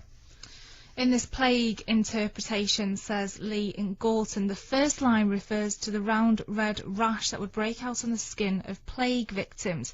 It can also refer to when a black ring was branded on infected person's right arm. The second line, pocket full of posies, would have been a pocket in the garments of a victim filled with something fragrant, such as flowers, that aimed to conceal the smell from the sores and the dying people. That's right. Ashes, ashes may refer to when people alive and dead were gathered up in piles and lit on fires. No, I think he means set on fire. Alive, and a belief that burning the deceased bodies would not allow the disease to spread. Several alternate endings to the song exist, one being a tissue, we all fall down. The theory is that this would refer to the fact that plague sufferers would suffer flu-like symptoms before eventually succumbing to death. And there's another husher, we all fall down. I haven't heard of that one. No. Oh. Moira in Ancoats says, hi James, are you aware that the documentary film The Making of Zulu was made in 2002? James Booth and Glyn Edwards are in it, plus Stanley Baker's widow. If you like Zulu, you'll enjoy this. Oh, give me that. I'll file that away. That's one for me. There you go. Yes, indeed. Ring a Ring of Roses comes from when you had the plague. It gave you funny discoloured marks like bruising in a ring shape, kind of resembling a rose, says Neil in Swinton. Chadwick. Chadwick is a name whose history on English soil dates back to the Norman conquest back in 1066. The Chadwick family lived in the parish of Rochdale. They were granted this land by Norman the Conqueror during the conquest. From Jack in Stockport, and he says, by the way, the name Reeve dates back to Anglo-Saxon England. This is the name of someone who worked for a lord or nobleman. They first appeared in Suffolk, where they were on the census of taxation for their masters. And Finnegan is a Gaelic surname meaning fair-headed person, first found near Galway and Roscommon. Well, there we are. So we all know where we are now. Yeah. Paul in Hyde says, where did Hattersley get its name from? I asked one of the locals there, but they said they don't like strangers and chase me with a pitchchfork. Oh, so unfortunate, isn't it? Right. Sorry, go on. Barry and Sue in Lee say, James, did you know the saying, pull the other leg... I'll start that again. That's terrible. Did you know the saying, pull the other leg? Many years ago, when people were hanged from trees, they strangled on the rope. This did not break the neck. And if you loved that person, you would hang onto one of the legs to aid a quicker death, hence, pull the other leg. I've heard that. Yeah, you would hold on to make sure the neck broke rather than that they asphyxiated. Oh. I've heard rumours to that effect. That's it. That's it, yeah. Okay. Lovely, thank you. Somebody says it's called, this is a text message here, it's called the Wally Range Hotel. I don't think it is, I think it's called the Wally Hotel. Wally. I'm pretty sure it's called the Wally Hotel. And of course, Brooks's Bar. Not Brooks Bar, Brooks's Bar. Thank you. My father always used to call it Boots's. Did he? But that's a separate thing, that's a separate matter. Right. Thank you. And, do you know, I went past here the other day. A text message inquires, what is the meaning of reform, as in Reddish Reform Club? It's funny, I went past there the other day, and that's what struck me as a little rule that I think you should have. Never go boozing at the sort of place where you see people coming out talking to themselves. No. Okay. But I did go past Reddish Reform Club, and I thought... There used to be the Reform Club in Manchester. Yeah. It was a I think they were, just as there were Conservative clubs and Labour clubs, I think Reform clubs were originally political in intention. Perhaps they were a sort of liberal club, because people used to... Conservative and Labour clubs were formed to get people to encourage them to think about the philosophy of that political party. That's the idea. I think reform clubs were like that, unless there was some element of improving the moral climate involved, as if there was some element of temperance. I don't know. Reform clubs. Discuss. Put our top man onto that. I'm going to tell you in a second, I'm going to satisfy Samantha in Wigan fully by answering her question at this stage with a full and complete solution for her. In the meantime, though, we continue. We might as well do this right the way through now. 0161 288 0103. Take us up to 1 o'clock. Any remaining queries and theories you have of this nature, we're more than happy to deal with them. 0161 288 0103. Midnight 30, isn't it? And some more of these now. 2 in the morning on Key 103. Now, I had a bit of a problem this morning regarding the weather. When you get up about 5 o'clock and you can see that the sky is slightly clear in one area but very, very dark in the other, what do you wear? What do you wear? I had to stand naked in my spare room just by the window for about 3 minutes. Oh, you should have just stayed like that.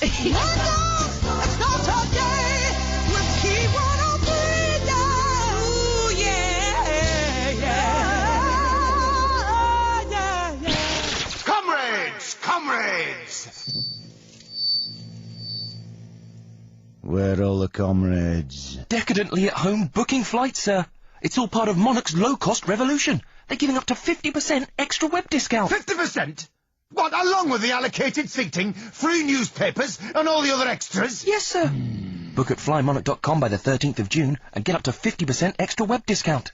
Flymonarch.com. Expect more, pay less. Quick, give us your laptop. He's heading home again! Football. I'm tired of football. And footballers. I wouldn't mind their money, though. Don't dream about the lifestyle of a footballer's wife. Win it with Boots and Coca-Cola. 2 nights in a 5-star London hotel, tons of pampering, shopping at Tiffany's and Harvey Nichols, plus dinner at 2 swanky restaurants. Drop into Boots before the 5th of July for how to enter, plus our special deal of any 2 500ml bottles of Coke or Diet Coke for £1.30. No purchase necessary. Conditions apply. Boots and Coca-Cola. It's the perfect match! I'm Eileen and I'm quitting with nicotine. I quit cigarettes about 6 weeks ago and I find that the nicotine lozenges are definitely helping. When I get a craving now, I pop nicotine lozenge in my mouth and I find that my cravings are gone within minutes. Before I quit cigarettes, I was really worried that I was going to put on a lot of weight but I find they help take away my cravings for cigarettes, and they help to reduce my food cravings. Eileen quit smoking last year using nicotine CQ 4mg lozenges, which helped Eileen control her cravings and her weight while she quit. Requires willpower, contains nicotine, always read the label. News for drivers using junction 7 of the M56. The westbound exit Slip Road will close overnight Friday and Saturday, June the 16th and 17th, 9 p.m. to 5 a.m. This is to complete investigations into the structure of the bridge. Afterwards, traffic restrictions will continue for safety reasons. That's overnight closing this weekend and continued single-lane traffic at junction 7 M56 westbound exit. The Highways Agency, putting motorway safety first. The James H. Reeve phone-in on Key 103. Call now on 0161 288 0103. Right, very quickly, Samantha in Wigan, can you help me with this? Is it true that there's a real town or village in Yorkshire called Crackpot? I swear this is a serious question. Okay, well, yes it is, and it was in the news a little while ago. Let's have a look here. It was, you know these sat-navs that are sending people to ridiculous places? Well, this place is between Swaledale and Wensleydale, believe it or not, in North Yorkshire. There is a village there called Crackpot. That's it, really. But the sat-navs were sending people down this road, which was hopeless and extremely dangerous and full of dirty great stones.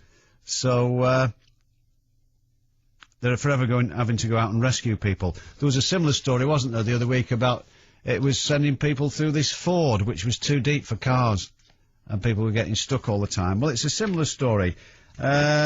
Smart Nav said it had removed any possibility of through routes, making use of Crackpot from its mapping database after tests. She said the test showed that if you keyed in Crackpot as a destination, then you would be sent along this route, but it would not have been used as a through route on our system. Don't understand that, but the short answer is yes, somewhere between Swaledale and Wensleydale is the little village or possibly hamlet, I don't know, strictly speaking, of Crackpot. Tar. Now, let us see. Oh, sorry. Just a quick... I think it's important to sling this in. Jimmy from Audenshaw has just sent us an email saying William Jones was buried in a pauper's grave, which is now restored and has a bowl with daffodils in it at all times. This is the survivor of Rorke's in Phillips Park ceremony. So there. Ceremony? What am I talking about? Cemetery. Oh dear. I nearly caused a conservatory there. Right. Okay, well I hope that's the case. I'm just having a look when this book was, because things might have moved on since then. When was the book published? Just bear with me. Oh, I can't find it. The pages are stuck together. Unusual for a book about the Zulu War, that, isn't it? Right. Tony! Oh! Tony in Wigan! Tony in Wigan! Oi! You recording this? I'll have to get my whistle. I wonder if he'll start talking in his sleep.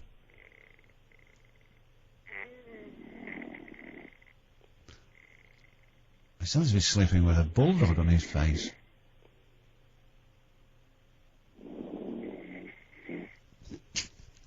Fantastic. Record this, we'll use it for the best of.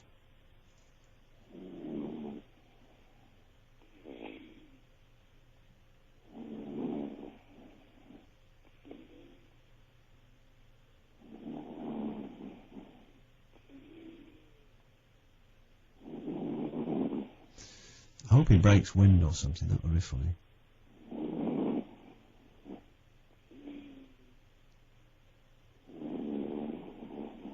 I'll tell you what, we'll leave him as he is. we've got enough now. That's okay for level. We've got enough of him, right?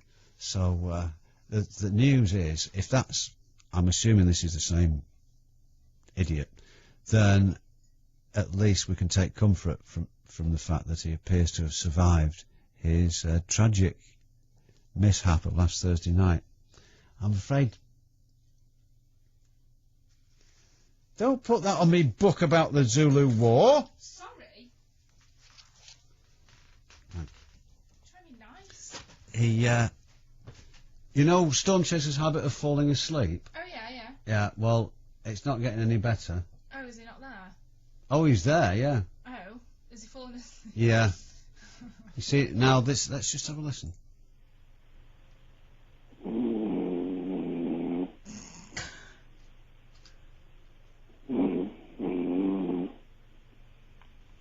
Now, there's all spit on my arm and on the equipment here. Oh, you've gobbed on the desk! No, I haven't. Oh, he's doing comedy snoring now. He's doing Tom and Jerry style snoring. You see, we'll have to look at that because he's got a problem there. Perhaps he's got a touch of that narcolepsy. Oh, yeah. Yeah. He fell asleep on the train on Thursday night, you see, and finished up in Southport, whereas he meant to get off at Wigan. And he was thrown off the station. They wouldn't let him come back, even though the train was going back to Wigan, apparently. They wouldn't let him come back. So he made a desperate call for help.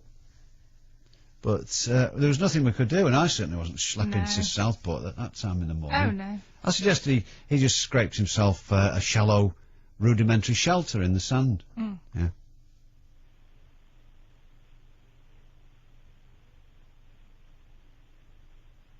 Oh, he's turned over, I think. Oh.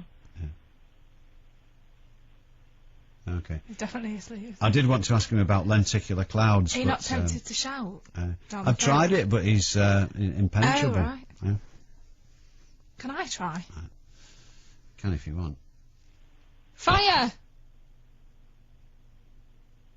No. Oh dear. Oh, hold on. There's thunderstorms! No. No, nothing. No, you can't. They're waking him up. You can't rouse him.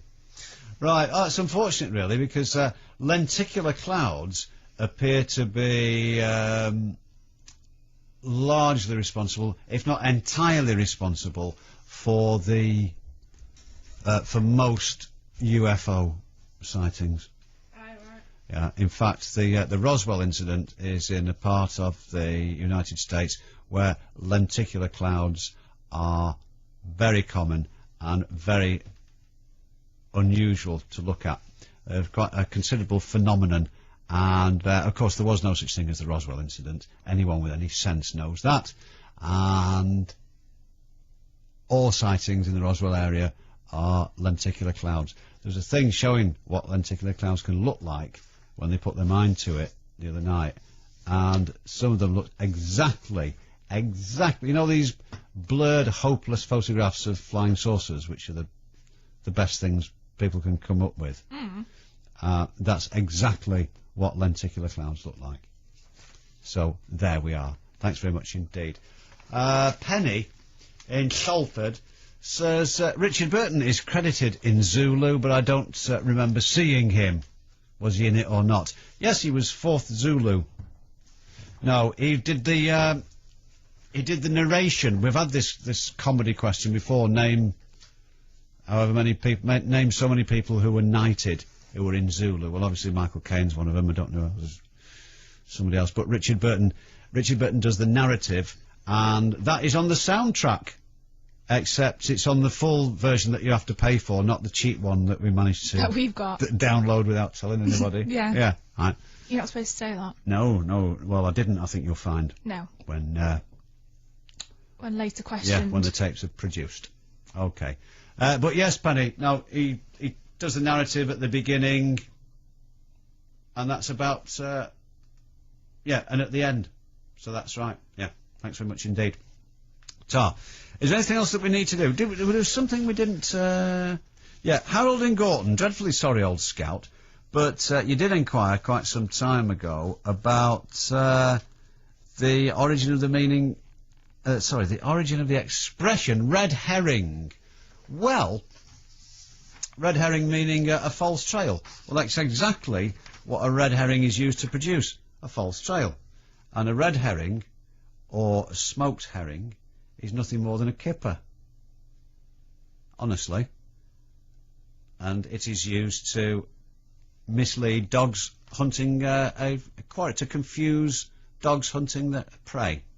So a red herring, that's exactly what it is. That is a red herring. It's a misleading element which draws attention away from the what ought to be the actual object of your attention. Nothing at all like what I thought a red herring was. What did you think a red herring would be? Well, I thought it was a fishing term. I thought you could actually get red herrings, and that's why it was a bit of a red herring, because it was unusual. And I got it wrong. Spectacular. Yes, indeed. Right. We have got some interesting public service announcement. Well, one to make anyway here, and this is about a flight from Luxor in Egypt to Manchester. Don't be alarmed. There's nothing to worry about. It's just a temporary, a bit of a snag, but all is well. The Monarch Airlines flight from Luxor to Manchester has landed, made an unscheduled landing in Athens, but all is well. I think the pilot felt got a touch of the touch of the earthers, I think, possibly. But anyway, he's all right, and the flight is now expected to arrive 6 o'clock our time. Yeah. 6 o'clock within short time at Manchester Airport. So that's the Monarch Airlines flight from Luxor in Egypt to Manchester. When was it due to get in, that? Any idea? I don't actually. Okay. But I imagine it would probably be, if it made an unscheduled stop, it was it's only just happened last half hour. Alright. So, K103 first with news and diversions, yeah. Yes. unscheduled landings. Breaking news, yes. But all passengers and pilots and crew are fine, safe and well and dandy. Okay, so. Thanking you. Right, so there's nothing to worry about there. The flight will now arrive at 6 o'clock. So if you sat waiting for your mates to come off, or your family, then you'll be there for another 5 hours. Okay. Oh, you go home, have a brew. 40 winks. Yeah. Like a round of cheese on toast. Yeah. And then go back. Oh, I love cheese on toast. Okie doke. Why is it in this country people say, now, the flight will be delayed, this, that and the other, but please check in on time. You're advised to check in on time. I'll tell you what, when other places they say, yeah, that won't be going till about 4 so o'clock. Come later. Yeah, I'd go into town if I were you. Yeah. In fact, this happened to us once. Said, why don't you go into town and give us a ring about 1:30? No, it didn't. It did! No, where was that? Malaga Airport. Get lost. Honestly, he said, yeah. What, give us a ring, we'll wait for you. He said, no, go and have a brew. He said, go into town, and if you ring about 1:30, we'll probably have a bit more of an idea. So did you check in and everything? Yeah, we went. You actually left the airport and came back again? Yeah. No, you didn't. Honestly. We went. It wasn't like pre-announced that it was going to be delayed. We got there, checked in on time. They said, oh, that won't be going till, I would say, could be 3, 4 o'clock. Tell you what to do. They said. That was brilliant. Yeah. But there's nothing around airports when you're on holiday, is there? They're just stuck in the middle of nowhere. So it's difficult to go somewhere. Well, not in Malaga. You get on the tram and you're in Malaga in about 5 minutes. Oh, right. Yeah. When We've got like a Metrolink going out alongside of it. We came back from Turkey. The airport was really basic in Bodrum, and we got there and we were, we checked in okay, and on the board it just said delayed, and then it had Manchester and it was just blank next to it, and we thought, oh, it's going to get delayed. It's definitely going to get delayed. And the Gatwick people were supposed to fly at say 9 o'clock, and we were all checking in about sort of 8 o'clock. And it just kept saying, this flight's been delayed a bit more, delayed. We boarded about 10, and they were still sat there, and they just announced that it wasn't leaving till 2 in the morning. And they were just sat there with nothing to do. Nothing, and it was a really basic airport. Haven't they got any travel Scrabble or anything like that? I think they'd used all that. Couldn't they buy a doll of someone in national costume? A doll? Yeah. What will they do with that, though, for I don't know, it 5 passes the time. hours? How would it I was pass just the thinking, time? oh, well, I don't know, I'm just thinking on my feet, aren't I? What, play voodoo with it or something? Yeah. Could do, I suppose. Right. I was just listening to them making phone calls home going, you never guess what? It's been delayed. Oh, it's disgraceful. We were laughing as we were boarding. There's a big advert for something, I don't know what it is. But I noticed these when we went to Dublin. I made note of them. I think it's on Great Clue Street. Anyway, I don't know what the advert's for. But it's got a bloke with, you know those dolls you can buy at Dublin Airport? Like a leprechaun. Well, there's loads of those. With a big mad Irish hat on and orange hair sticking out. Yeah. And I don't know what the ad's for, but he's got this under his arm. It says, do you spend too much time at airports? I suppose you've got to understand the spirit in which they're meant, those things, haven't you? Yeah. You know, it's like a garden gnome. You've got to understand whether it's ironic or not. I can only hope so. I remember thinking, you know those big foam cowboy hats? Yeah. The first time I saw one, I just howled with laughter. It was so funny. There'll be loads of those for the World Cup. Oh! Oh, God! We've done so well. 10 minutes to go. Right. Shall we see if we can lure a Hillman on for the last 10 minutes? Because I'm fed up now, and obviously, I think it's very encouraging to see that everyone knows everything now. So there's no need to. We might as well close the station down. We've educated everyone to the fullest extent. So that's it. Job done. My job here is done. I must move. I get a bit like Doctor Who. Thanks. I must actually get hold of that documentary about the making of Zulu. Oh, there was something else I meant to tell you as well. Sergeant Maxfield. In the film, I think Sergeant Maxfield the one with the collar on, or the one who's crackers, who's burning up with fever? I think it's the latter. Now I thought Ucky saved him in the film, but he was actually killed. He was killed in the actual battle. So there. Let's go and see if there's anyone we can help further. Perhaps we can further their knowledge in some particular field. Let's go to Mike.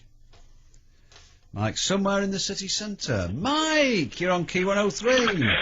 Hello, James. Hello, Mike. Long time no hear. Yes.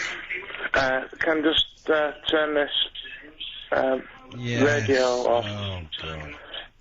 So we can hear each other. That's right, yeah. Right, yeah. I want to talk to you about Countdown and this little guy, this Connor Travis. You've got to admit, he's a little genius. He's a 14-year-old genius. You know what? I thought I was good at getting the numbers and all that. Has he got a little... I would imagine you are. A little microphone stuck under his finger telling him, he's an absolute genius. How can you beat him, James? I mean, this guy he was playing today, right, was absolute, spot on. But he couldn't beat him, and even if he got the conundrum, he still wouldn't have beat him because he was 1 point behind. He was on 9. Whoa. Yes. Why are you telling me this? Because I'm just wondering, can you beat him? Have you ever tried to play him on, when I know you play Countdown at home.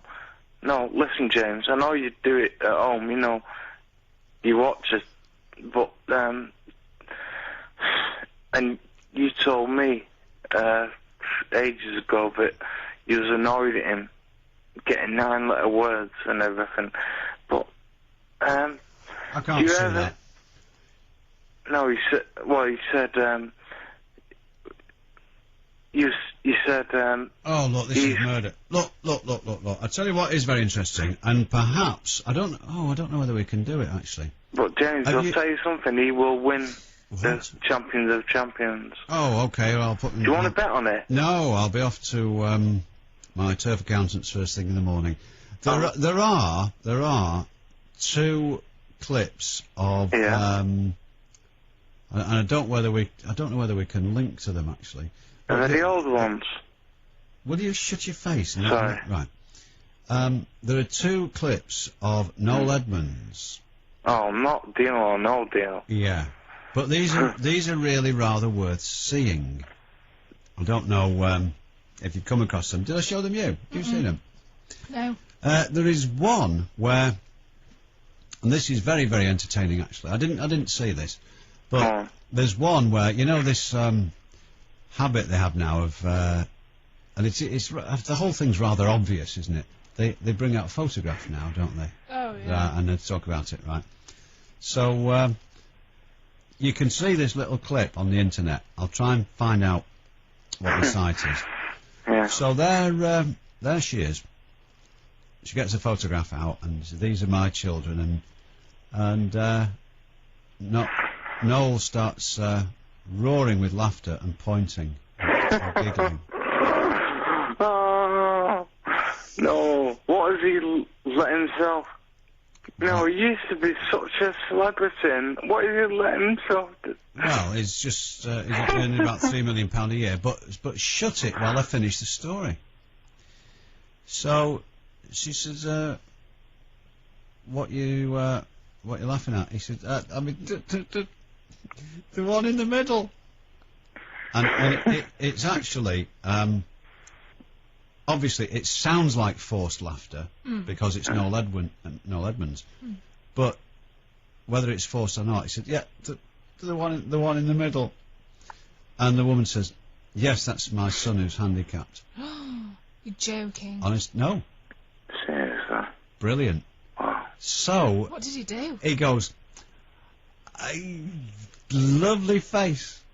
Oh, no. Yeah. But they would have had a chance to edit that. I know, that's what I don't understand. Maybe they thought the Hillmans wouldn't spot it. Oh, that's ridiculous. Oh, or maybe it's an outtake or something, I don't know.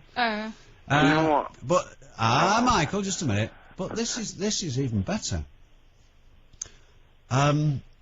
I'll choose my words carefully here. Because, yeah. You've got to be, Yeah. You've got to be careful. Careful, that's the word. Because the woman makes some sort of choice, and Noel wishes to imply that this is not a good choice. So he does a prolonged... Walk around... No. He does a prolonged impression of someone with Down syndrome. Yeah. Now, I used the expression Down syndrome there because that's the expression that we use these days. But in days gone by, a stronger expression would have been used. For a long time, and seems to think it's funny. So I think the more circulation this gets, the better. I think, because it might just be possible to bring him down. Anyway, thanks for letting us know, though. I'll certainly. He's my one to watch for the Countdown Championship, Michael. Thanks very much for taking the trouble to ring us about that. Right. I'm sorry, no, I'm just asking myself, do I seriously believe my ears? And the answer is not completely. No, right. Yeah. So. That is a regular thing. It happens to me all the time. Well, there you are now. You will, at the end of term, of course, there will be an examination on the Zulu War of 1879, and I expect you to do very, very well, and its connections with the Manchester area.